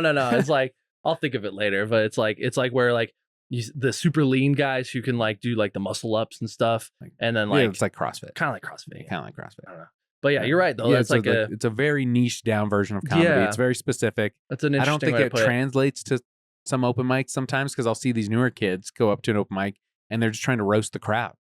And it's like they don't really have any jokes other than like you look like. I mean, I felt like that's been what I see a lot. I mean, I guess you host an open mic, so you have more experience with that. I feel like it's definitely a tool in your toolbox. It should be. Like you should, and the same way crowd work is, the same way like presence is, or like commenting on the room, like being in the room, in the moment, in a way. Because like some of the best people I see, some of the best headliners like I know, Talent or something. Yes, like a Sam Talent, or like I think Sam's in the moment, but he's not roasting. I feel like it's a different vibe he's bringing, because he can do crowd work and he will shit on a heckler or something, but he's not like, you look like this, or like it's a. He won't say you look like. He'll say like a formula. He'll say like pops. Like there was like I remember when he did Stella's like a year and a half ago. He was like there's a guy in overalls that was like there, and he kept referring to him to like pops or something like that, and like that's a skill where it's like there's a time when Sam Talent only wore overalls. Do you remember that? No. That's funny. He went through a phase. I believe it though. Oh yeah. Big guy. He's got to wear stuff that's comfortable. Yeah. But yeah, he'll do it in a way that it's like we're playing around. We're all like friends here, but like he will like do that, and then he'll weave it into a joke. Or like he'll like, it doesn't feel like he's doing material at you, and he doesn't feel like he's roasting you. He's just like commenting on the room and having a good time with everybody. And like, if people are misbehaving, like if you have that tool and you can just pull it out and be like, you look like this and that, and then like that's what they want, and all of a sudden everyone's like, like I did that. Like one time I did Ryan Bonnell's show at Western Sky, but before that I went and did Monkey Barrel, and like they didn't. I went up first because I had to go run. So I went up first, and like they're not fucking paying attention. There's like a whole group of like guys that are just sitting there and like talking, being on their phones and stuff. And I am losing. I don't have the room at all. And as soon as I start talking to them, and I go, "Hey, what are you guys doing? Who are you guys? Are you guys at a bachelor party? Like what? You got?" And he's like, "Oh, we like baseball. Like, yeah, we're a bachelor party. Like, we're for this guy. We're all baseball fans and stuff." And he's like, one guy was like, "Do you know any minor leagues around here?" And I'm like, "You don't look like you should be around any minors of any kind, or something like that." And then it's like I didn't take it like that. That was just kind of like that was expanding my comfort zone for me, because like I'm not used to like doing that, but it worked, and I was had like, enough experience that you're able to parlay that back into your act. Yeah, I tried to at least. Yeah. And then but that was kind of like a light bulb went off where I was like, oh, like that's a way to like win people over. It's like to do that crowd work. Yeah. And like I'm not used to that, so like, but yeah, some people I feel like maybe they lean too far on that side of the spectrum, and it's like you got to do jokes too. Yeah, and the newer kids, they don't have the tools. I mean, like they're just or the experience to be able to bring that back into a joke or whatever. And some of the best joke writers I know not good at roasting. Well, yeah, I mean that's something I'd steer clear from. I don't like it. I don't like doing it. I'm too sensitive. I don't want to be fucking. I'll start crying. Like I don't think I can't handle it. So it's like I stay away from it. A good roast battle, from what I've seen, like doesn't make you feel that way. That's what they say, but bad roasters just attack you personally, and then it's not funny, and it's just like I couldn't do it. Yeah, that's fair. And I guess I don't have the will to want to get good at it. I guess so. That's fair. I mean, I like what I'm doing with comedy. I like telling funny stories that I think are funny. I can understand like the pressure to want to do it though, because of how big it is right now. Yeah, it's like this is what all the kids are doing. This is like what. They're building their shows off of like the whole "you look like" stuff, and very popular in the Springs right now. And I don't know, it's interesting. I just remember going to see that last 51st Joke show, and like the couple like new comics that got on there, like they basically did roast jokes, and it was like, what are you doing? That's not the point of the show. Yeah, someone did like this whole meta thing on roast jokes, and it was like interesting. Yeah, it was like. I don't know. It was just jarring to me. That's another one that I wish I was on is fucking 51st. Yeah, I didn't. Yeah, dude, it was fucking hard. Patrick Scott and Andreas Besserell both on it. I did not get on, dude. I don't know what it is. I mean, I know plenty of Josh Emerson will always joke. He's like, well, you're not likable. Like they are likable, and they're very hilarious. I'm not trying to take anything away from them. They're very funny and whatever. But it's just like, dude, Josh Emerson's another one who like he just did Stella's last week, and one of our lighter shows for sure, but the people who were there, like there was like a group of 4 who were on a double date, sat in the very front, and then there was like one of my friends from high school. He was there with his like coworker on the side, and then there was like some people who just kind of wandered in. They were like truckers for JBS or something. They were just there for the night, and they sat in the back. And Josh goes up, headlining set. It's got to do 30 minutes. He like fucking.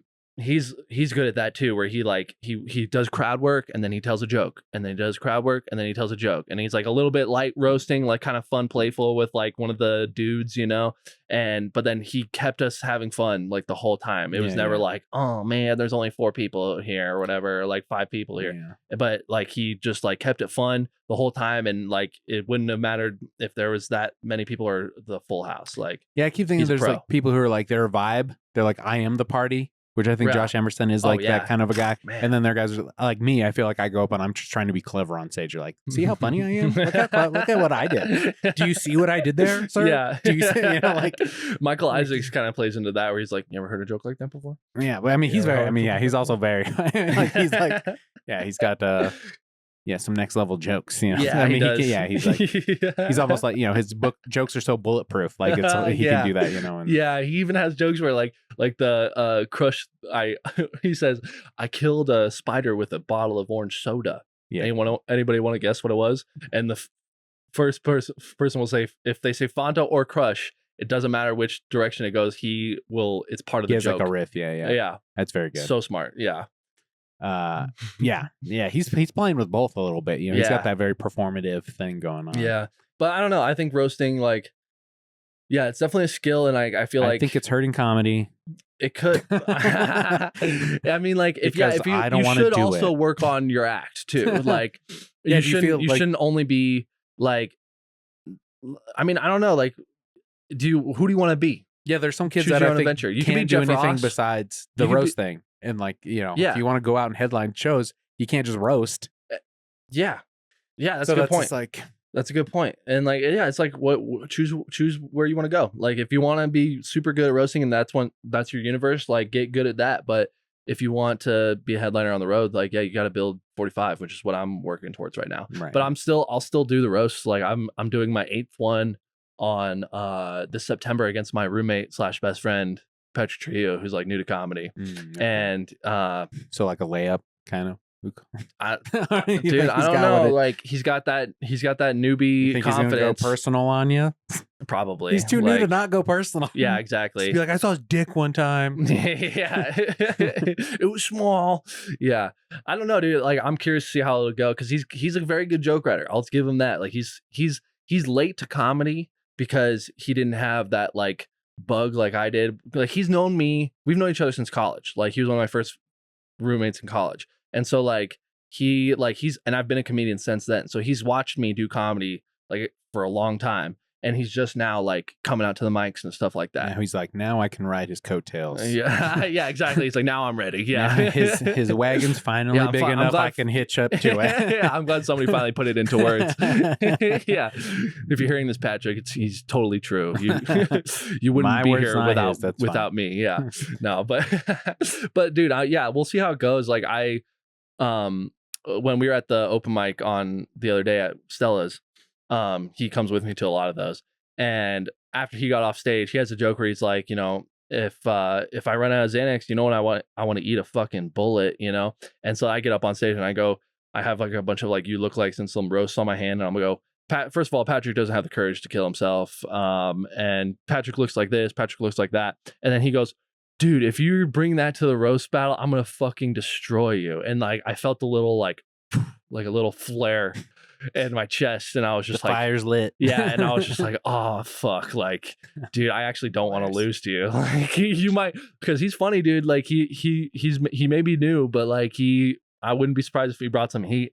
And because like like if it gets too personal, like sometimes, like especially in my earlier roasts, I was like, if they hit me with a good one that was like, and like all of a sudden the crowd is like, oh, then all of a sudden I get thrown off and I go, oh fuck, like I need to like remember my next joke, and I'm like, oh shit. But like now I'm like, I feel like I have a little bit more chops to be like for as far as roasting goes, where it's like if you throw something at me, like I'll just riff. Well, we've known each other for a long time. I'll just riff off of it, and then I got silly fun jokes about him that I can throw back. So we'll see. I don't know. I'm gonna go into it. I'm gonna be okay either way if I lose or win. I'm gonna try to be okay with either one, but I really want to win. Sure. Yeah. Very competitive spirit as well, which sometimes has to be hard to navigate sometimes. Yeah, like. I'm competitive when I feel like I can win. If I feel like there's no, because like in sports, like growing up, like I was not very competitive because I'm just like, I can't fucking, I'm not that. You're like, so what's the point? Yeah, pretty much. Yeah. And I was never, because I tried to be quarterback one time, and I ate shit, and I was too nervous to think on my feet. And I was just like, well, I'll just ride the bench and like be a part. Like I played football all 4 years because I love the team. I love being a part of that team. I stopped playing basketball after 10th grade because I'm like, I don't need this. Like, this is too much for me. Like, I'm not this competitive. Like pressure? Yeah. Yeah, it was a lot of pressure. And it was like, dude, we're playing like at a Christian school. Our league is super small. We're not that good. Like, we're not all what you're trying to make us to be. Like, this isn't Coach Carter, dude. Like, we're like, we're just a bunch of like scrawny white kids like playing basketball.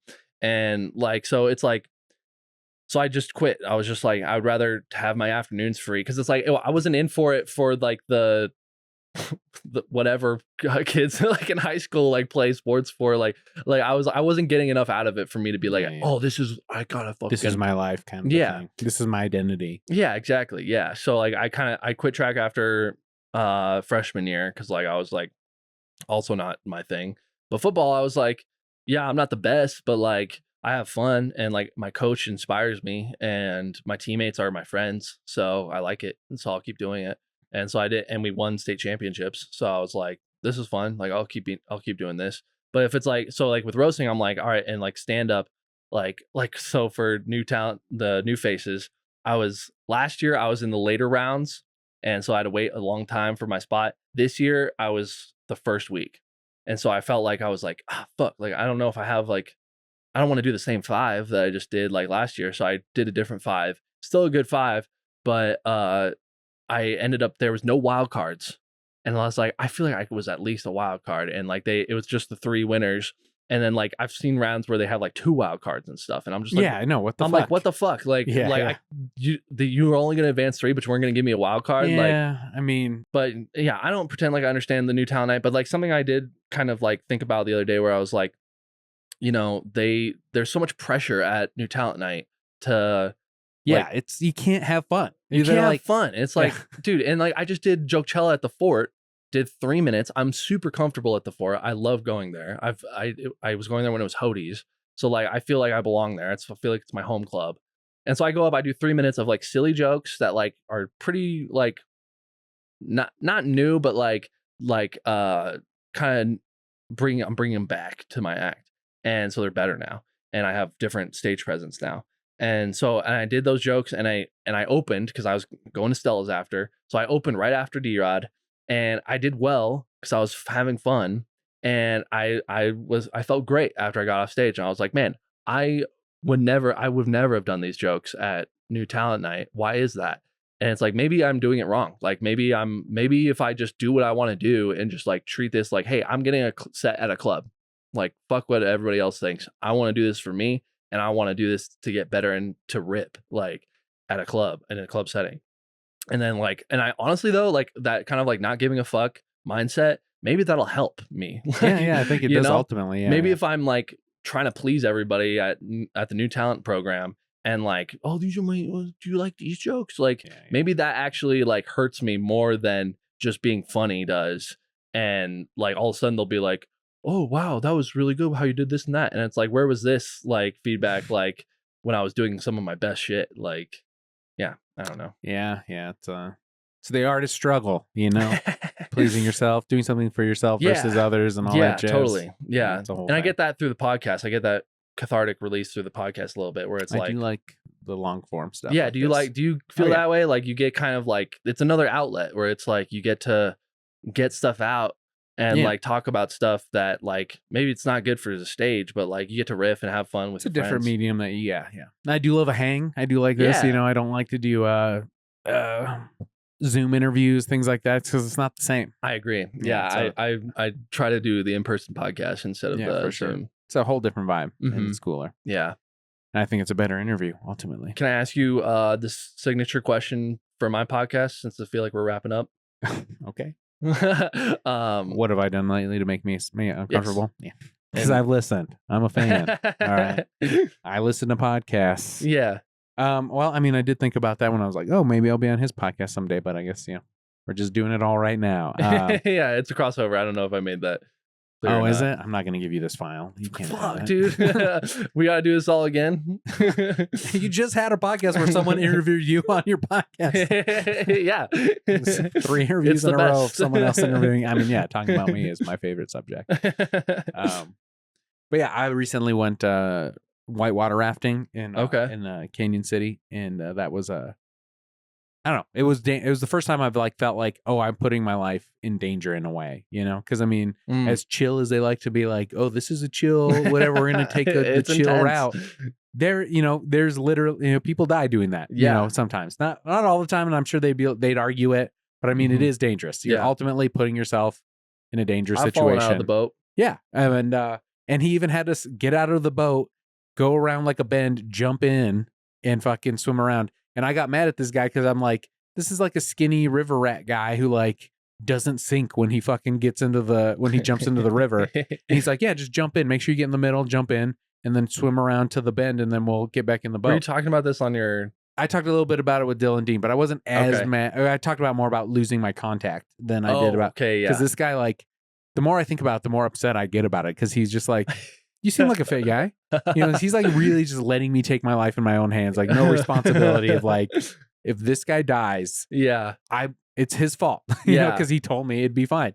So like when I jump in the river, like I'm a big guy, I fucking jump in, I sink to the bottom. I don't float right on top. Swimmer? I mean, I can swim. Yeah. I've never fucking been in. I don't go into a fucking river Into all a the rapid. goddamn. Yeah, it's completely different. You can't like, because I was on the swim team like for 1 year Okay. in high school. So like, fucking getting my breath or whatever. Turn my head, take the breath in or whatever. It's completely different in the river. You can't. The rapids are coming in. You can't take a Yeah. solid breath. Whoa. Every time I'm trying to take a breath, I'm sucking in water. Yeah. And like I said, I don't just fucking jump in and bob. I fucking sink it to the bottom. Okay. Like I go down. Like, and my friend was like, you fucking were like, we couldn't see you for a while. Whoa. And I was like, oh yeah. Cause I was like, I better go first. Cause like, if I like get too in my head about it, I'm not going to do it. Yeah. And like, I didn't want to do it in the first place, but everybody else on the group was like, yeah, let's do that. That sounds great. Ooh, we want to have adventures. And I'm just like, this sucks. Dude. I mean, but it You was were fun. stressed out. Yeah, I was stressed out, and like, I mean, I don't know. It's just like, because I mean, I guess I do think about it as like I am taking my life in my own hands here. I've been in some dangerous situations, like out and like snowboarding and stuff, like going to the backcountry and being like, seeing signs that are like, we do not take responsibility for you if you go past this point. Like this is, you are literally on your own. Yeah. Like, and I've fallen into tree wells. I fucking because my buddy Jared, well, he's like this guy from Texas, was like so into all the Colorado shit, and he got me into snowboarding when I was like 18. And he like would take me up, like he like took me up to Copper, Dude, that shit's like dangerous showed me as how to fuck. do it, and he was always just like, the faster you go, the more control you have. He's like, it's counterintuitive. You got to go faster to have more control. So like he was always pushing me like that, and I got good fairly quickly. Yeah. But like he was always pushing me to be like, okay, now we're gonna go back down the back of Mary Jane and blah blah blah. So like I found myself in some fucking crazy situations. Like we hiked all the way up past the highest like lift point, I think in like Winter Park or something. We like hiked up, and he was like, we're gonna like go off this jump, and like you have to go off this jump to like get down. He's like, or you got to go down the cliff face right here. And like I was like, I'm not going off this jump. But arguably going down the cliff face was like way harder. It was like I put my, and like I just found I'm on the fucking top of this mountain being like, it's like get down, or if I don't get down, like someone's gonna have to come up in a helicopter and fucking and get you down. Yeah, or like I don't know what the fuck is gonna happen. Like, and if I fucking hurt myself, like I'm done. Like this is like, dude. Fuck. And like you're just like in those moments, you're just like, what the? How did I get up here? Like, what the fuck am I doing? Like, I just want to like, I want to play video games or just be fucking. How did I end up here? Yeah. So it's just like, God damn it, and like, and that's real dangerous. Yeah, and I like had to rip down this mountain. Like I just traversed it all. That took forever, and like I mean, you just eventually do it. Yeah. And they were like, dude, we saw you over there. Look gnarly, dude. What you were doing was way harder than what we did. But like, I didn't have the courage to go off this jump because you couldn't see where it ended. But he's like, yeah, you over this, Did everybody else go off the jump? Yeah, they all did it. Yeah, and I didn't do it. Were they all on snowboards? Yeah. Fuck. Dude, I'm bad at like it's fucking. I skied growing up, and then my cousin would come out from California, and we would go snowboarding. And the first time I've I've had friends who have had experiences, and I've become more aware of my mortality. So I'm more afraid. Like when I'm like, because the second time we went snowboarding years later, we were snowboarding, and I was like, this is fucking scary. Like I'm not prepared for this. We did the green circles. I was like, I'm all about this. Like I can do this. And then as soon as we went to a blue square, like all of a sudden people were like, and I'm like, that's how steep it is for a blue square? Are you kidding me? Like, I can't do that. Yeah, we only did blues. He's like, you got to start on blues. Greens are going to give you like this false sense of security, and you're never going to be able to have fun because you're never going to be going fast enough to like get over these bunny hills or whatever. I can have plenty of fun just cruising along. So like, that's just what I learned doing, like how I learned doing it. And like, see, like skis, I feel like if I went back, I might be more more skis at least you can get off or whatever. Like and like you're facing forward, and you can go with your legs. Snowboarding, you have to be able to like carve and like and it's way easier to wipe out, in my opinion. Like it's way easier to like catch the edge and then just flip, and like that sorry but like that's that how fucking intense it is. And then I did, dude, like not even like on a hard thing. Like I was like on the last, like, you know, that last hill that spills out into the lift again. Like I was on that, and I fucking like caught an edge, and I fucking like whipped back and hit my head super hard on the ground, and I was like, dude, this is and I have a friend who's in a wheelchair now because of a skiing accident. Yeah, shit happens. It's fucking dude. scary. It's shit for real happens up there. Like, so what was it about like the guy on the rafting? Like, what was it about that made you so mad? Well, because he's like I felt like he didn't care about my safety. He was just assuming. He was just like he's just like this guy who just does it all the time. On? Yeah, we had a life vest on. But again, I sink. You don't just I mean, you do come up, but I mean, it's like still, it's like, and then I was scary. Like, yeah, I'm like, so wait, do I like have my feet out in front of me and then turn around and start swimming? He's like, you just swim. He wasn't giving you like, I was like, no. We have to be very specific here, dude. I'm like, underestimate my abilities. Let me know what's going on. Have you had another experience like that? I mean, the first time I did the river rafting thing, it was very chill. It was very chill. Okay. Like my buddy Royce and I, we went for before he had his first kid. Like his wife was like, you should do something before, you get married or we have the kid to like, I don't know. So we went on like this man trip or like whatever, but we did the river rafting thing. Yeah. And that was very fun. It was in Maine? No, it wasn't. I said man. Man. It was like a man trip. A man trip. Okay. Yeah. I don't know what it was, but I don't know what we call it. But it's like me and him and a couple friends. Boys. Yeah, the boys. We went rafting. Yeah. Down fucking. It was a different river. I think it was like it was up by what do you call it? Idaho Springs. It wasn't in the same part we did in the Canyon City place, but because I think that's the Arkansas River, and this is like I don't know what the fuck.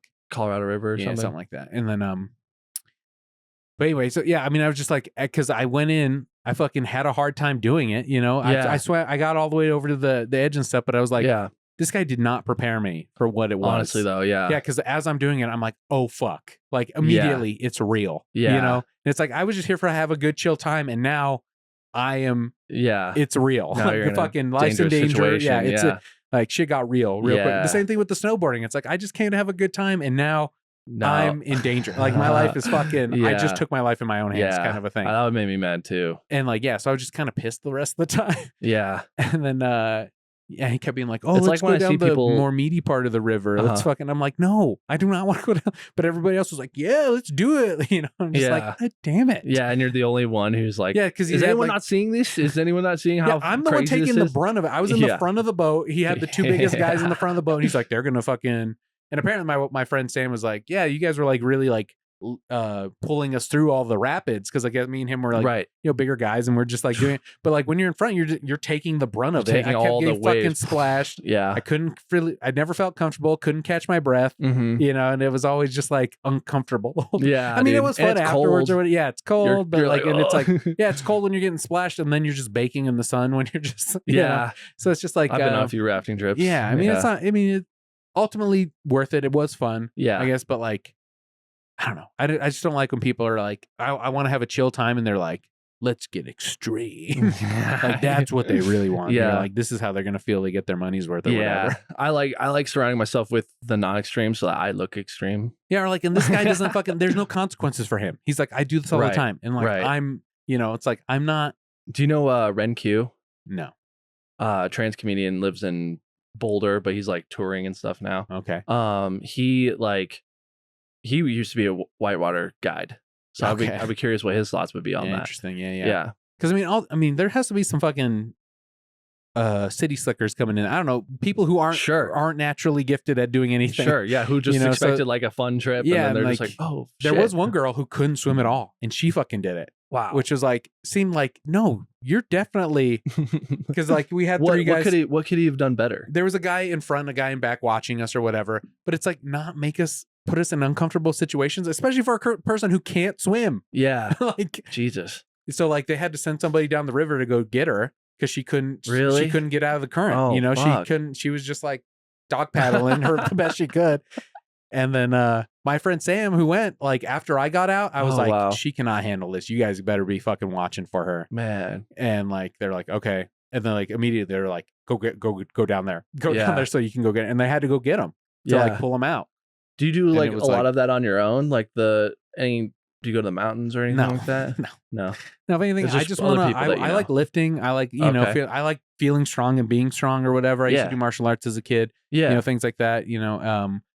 But I mean, I'm not. I mean, I'm going for. If I go on a hike, it's to get my steps in. I'm not trying to fucking be in nature. Sure. Yeah, I mean, I will and I can enjoy it or whatever. But it's like I'm trying to do it for some kind of like health benefit or whatever. Sure. Like that makes sense. I feel like that as you get older, that's more of like the priority. Yeah, it's like just taking care of yourself and like being healthy so you can live a long life. Yeah. And I feel like that's looking good naked is a big motivator for me. Yeah, totally. Yeah. I don't know. For me, it's like it's important to take care of yourself. Look good naked, so you're fine. You got different priorities. I've seen it. I came also, in naked. yeah. I was like, huh? Are we ready for the pod now? You're like, I'm like, show me. Yeah, you're like, fine. You make everybody do this. I get it. Yeah, I didn't. Just throwing that out there. For the record. For the record, I just assume.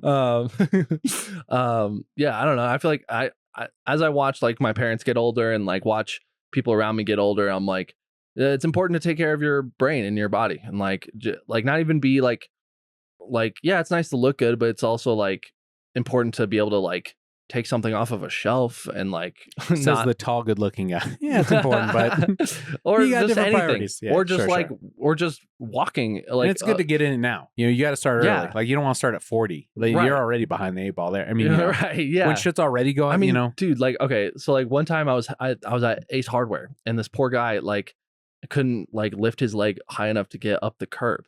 And so like, oh shit, like just to get in the building. Yeah. And I was like, I felt terrible. Like just real quick, like fucking he like, this is kind of like the world we live in now where it's like, so I'm getting out of my car. This is in Commerce City. I'm getting off work. I got to stop by Ace Hardware because I have a problem with my car. Okay. And I got to get the fucking computer to like check it. You know what I mean? And I'm on my way. I'm about to go in and no, I'm leaving. I'm about to get back in my car. And there's this old guy. He's fallen in between two cars. Shit. He's on this, like in the parking lot. And he's like between two cars. And he's like, I don't know how he got like, and he's kind of on the other side of like the concrete beam that makes you stop your car. Yeah. Like so he's like kind of like straddling that. And he goes like, hey, can you help me? And I'm like, my first thought is like, this guy's gonna fucking rob me. Yeah, that's like, so funny. Yeah. And I felt terrible because, I mean, dude, like, and like, I'm number one. I'm a sweet boy, right? Like, I try to help people like that, like, and like, I want to help people, you know. But like, so this is why it struck me so much is because like, but I'm also like, I've also been like in situations where I'm like, there's people who are bad and like they're gonna fucking gotta take advantage of you. Yeah. And so I was like, my first thought was like, no, like. Like I don't like this. This is weird. This is suspicious. And like you could like that's a vulnerable spot for me to go to. Yeah. And you could be holding something behind your back and like fucking like get me. And but then I stopped and I was like, but what if he's just an old guy that just needs help? So I go over there and he's like, and I'm like, are you really? Can you get up? And he's like, no, not without your help. And I'm like, fuck. So like I pick him. And literally he's like all bones and like skin. And I literally. Like I was like I tried to like let him help himself up and like grab his hand and like try to pull him up, but it was clear that wasn't going to work either. And he had and his shoe came untied, so I had to tie his shoe back, and he had like a prosthetic leg. And I was like, yeah, this guy. And so I ended up just grabbing him under his armpits and just hoisting him up. Yeah. And then he still wanted to go into the fucking store, and so I was like, gotta live his life. But he's, but I'm like, dude, you fell. Like you could have like. A concussion or something, and it's about to rain. Like, get the fuck out of here. And so he's like, and so I go back in to the store and give him back the computer device. And then as I look out, everybody else is noticing too. He fell again on the curb. He tried to get his leg up to the curb and he fell down again. And I go back out there and I help him up and I go, please just go home, please. Like whatever's like in here is not worth. Like now he's invested too much to go home. I know. Yeah, he made it all the way across the parking lot. Yeah, and and immediately I said, "Go home, like take care of yourself." And like he's like, "Okay," like he didn't want to give up, but like I was like, "Dude, like this is not safe for you anymore." And so like, and I sent him on his way. But as he's driving away, it starts raining like super hard, and I'm like, "This dude should not even be out here on his own." And I felt terrible, but like that, it's like experiences like those where it's just like. Dude, like you gotta like just at the very least like stretch, you know. Like that's I don't know, dude. So like, you took that as a sign for you to be like, I should take better care of myself. That's just one example. No, but like but that's just a story where it's like that for me that was an example of like, you know, like I try to help people when I can, but like you still got to keep your guard up. Like, oh no, people yeah, are- totally. I mean, I would have had the same exact thought, but I mean, you helped him ultimately, and you know, Yeah. he did. You had to do what you got to do, and he's Yeah. going to do what he's going to do. Because I drive short buses for RTD, so I drive the Accessoride buses. So Okay. I mean, I get plenty of people who fucking fall over, hurt themselves, or like Fuck. want to keep doing their thing. You know, like so the whole name of the game is like don't let them fall, Yeah. and like you know get them on But the you're bus in your safely, seat, get them right? off. Like- You know, you have to get out to help them up, and Oh. it's supposed to be a door-to-door service Oh. that we okay. provide. So we're supposed to, you know, go up, knock on their door, bring them out, get them on the Oh, bus. You're supposed to be okay. like behind them, basically, Yeah. like ready to catch them and stuff. And you help them to the bus. Yeah, I mean, yeah, if you can, or if they're not there, or whatever, you're supposed to get out and like walk them to the door and all this stuff. So it's like, you know, I've seen plenty of people like that don't want help and then they fall over or whatever. Yeah. And then like, Yeah. and I'm going through this with my grandparents right now. They're getting old and they like keep refusing help. And like my grandpa just fell over and like apparently he was on the ground for like a couple days. And like my grandma, they didn't call anybody. Couple days. That's what my little sister just told me. And he's in the hospital now. But I mean, he's been in and out of the hospital because he Fuck. refuses to like take his medication right and all this Oh stuff. my So it's God. like, it's a whole fucking, That's tough. it's a mess. But it's like, you can't force him to do anything. Right. Yeah, I think the next step is they're going to put him in a nursing home Right. because he lives out in Fowler. So it's like 4 hours Oh from my me. God. Nobody's really around that much. And I mean, I'm sure he was telling my grandma not to call anybody and like trying to get up So, himself and all Was this he like jazz, a so. farmhand or something? Or I mean, like, he did like manual labor his whole life, Yeah. you know, like just doing stuff. I mean, well, I used to go and work with him in the summers and he would just mow people's lawns. He would take the town's Yeah. trash to the dump. so I'm and sure like, he has a lot of pride. yeah, for sure. Yeah. Yeah. You know, it's just like people get older and they don't It's- want Yeah. to, you know, admit they can't do things. you Yeah. know? Totally. Yeah. It's- I Without mean, somebody's help, fucking it's has to be hard. hard. Yeah. Yeah. Yeah. But the short way around that is take care of your body when you're young and Yeah. I take mean, even then it's going to break down at a certain it's point. going to break down at a certain point, but like you can at least like extend that period a Yeah, little yeah, bit. Like, yeah. cause I mean, I know people who get to that point way sooner that could have Yeah, been yeah. avoided if Sure, you just sure. like got outside more.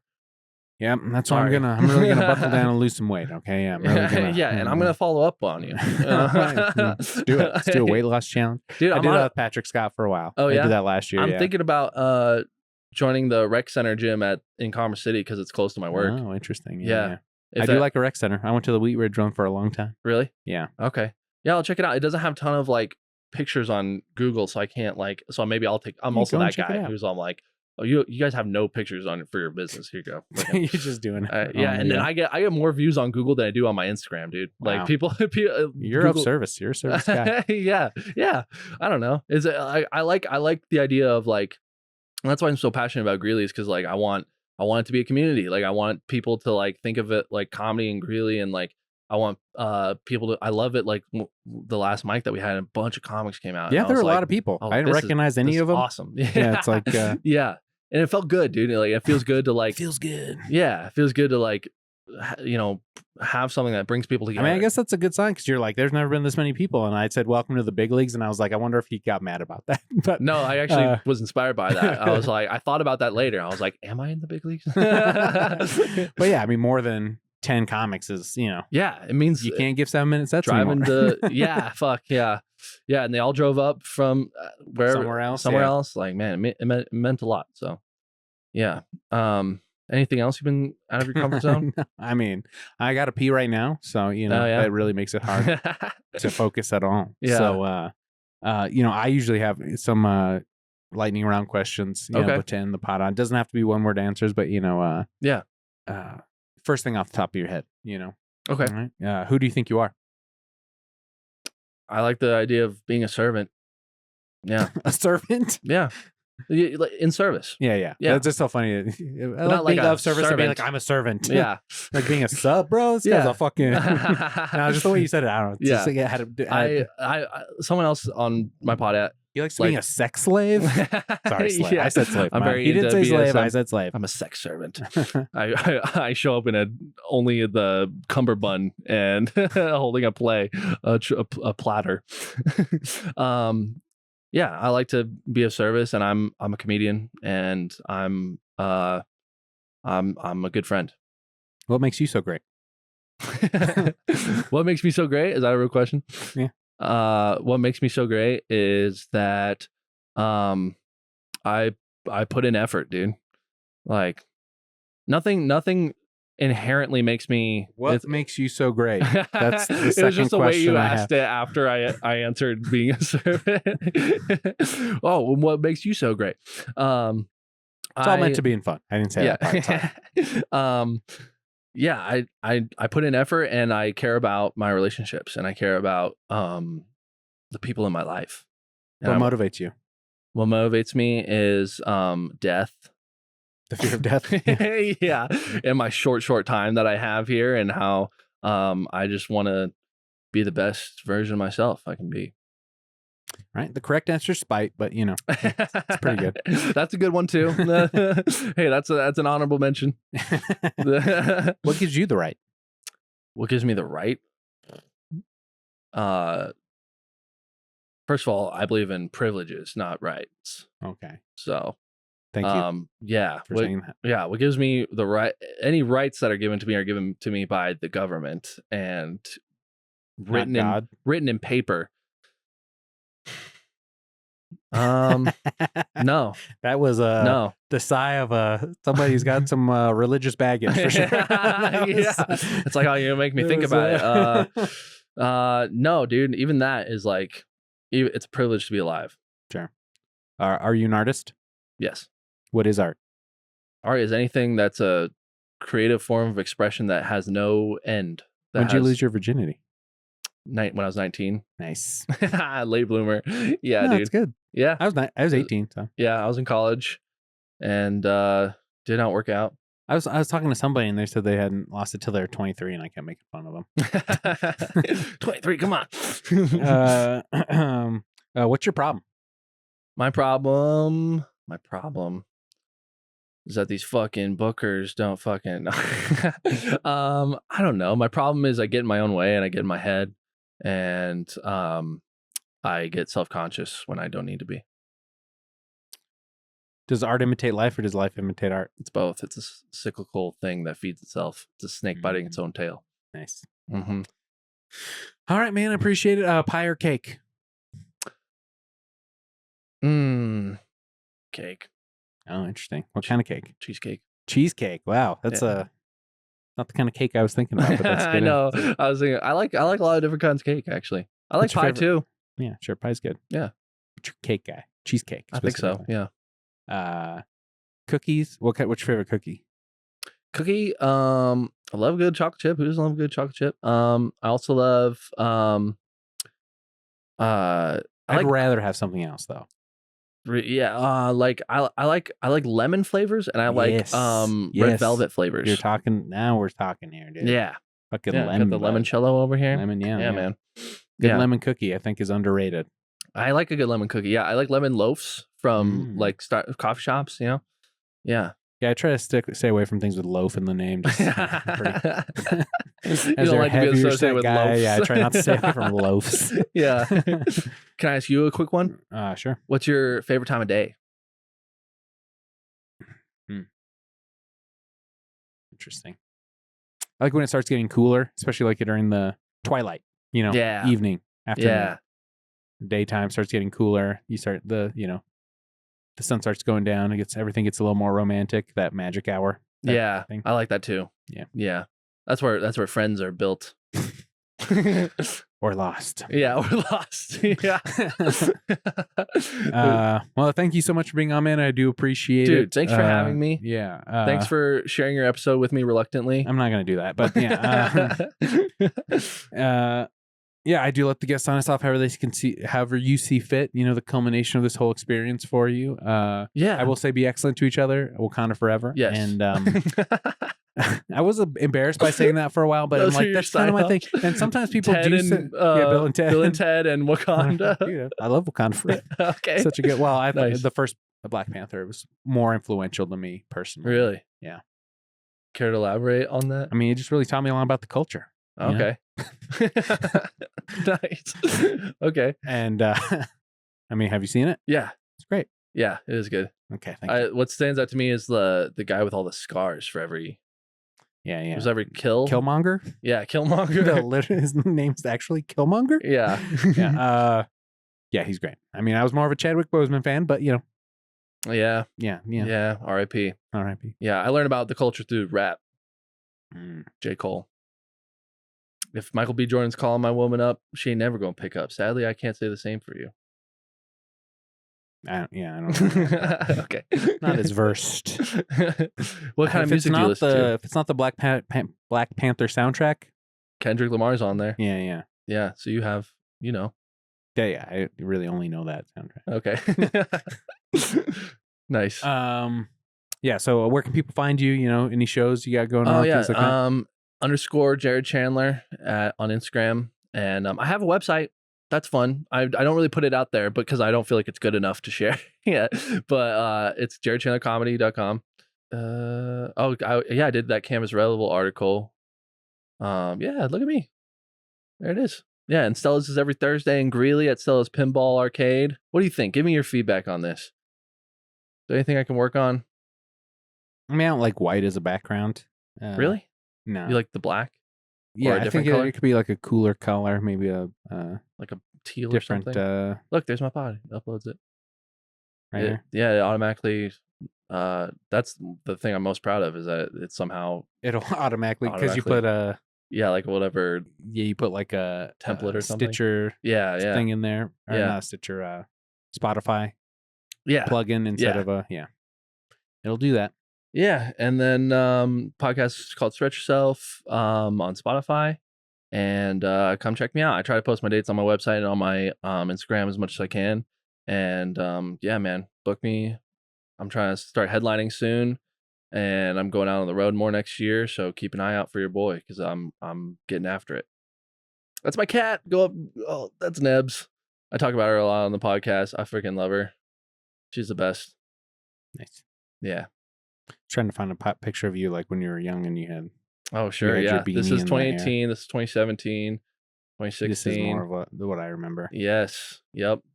That's when I was new to the scene. That was my road trip that I went on, brand new to comedy. Click on that photo. Nope, that's the one I remember. Oh, really? That's funny. We go that far back. But yeah, that other picture of me doing stand up. I'm about to do this church again on Saturday. Yeah, that's 2016, 2015. Dang. There's the boot. There's my first Moxie show. Hippie Man, Tice, Dan. This is the road trip. This is all the places I visited. Yeah. All right, everybody can check out his Instagram. Yeah. Where can people find you, JD? Here on the podcast. Yes. lefthandrightbrain.org at this point is the website. Cool. Yeah. Hell yeah, dude. Thanks for having me. I'm not giving you the file, so fine. If you insist. You're like, then you're never being on my podcast. Yeah. All right, we'll just get you back on the podcast. Yeah, I mean, I would like that more. You would? Okay. That would be great for me. Okay. I love being on podcasts. I like talking. All right, I like that. We'll do that. Okay, thank you. You'll have to have a different answer than whitewater rafting next time. Okay. You'll have to have a deeper answer. Put my life in danger for you to be on the podcast. Yeah, do another one. Yeah, let me know when next time you put your life in danger, and then we'll get you on the pod. All right. All right. I mean, yeah. Cool. Thanks for having me, JD. Thanks for coming. All right. Peace.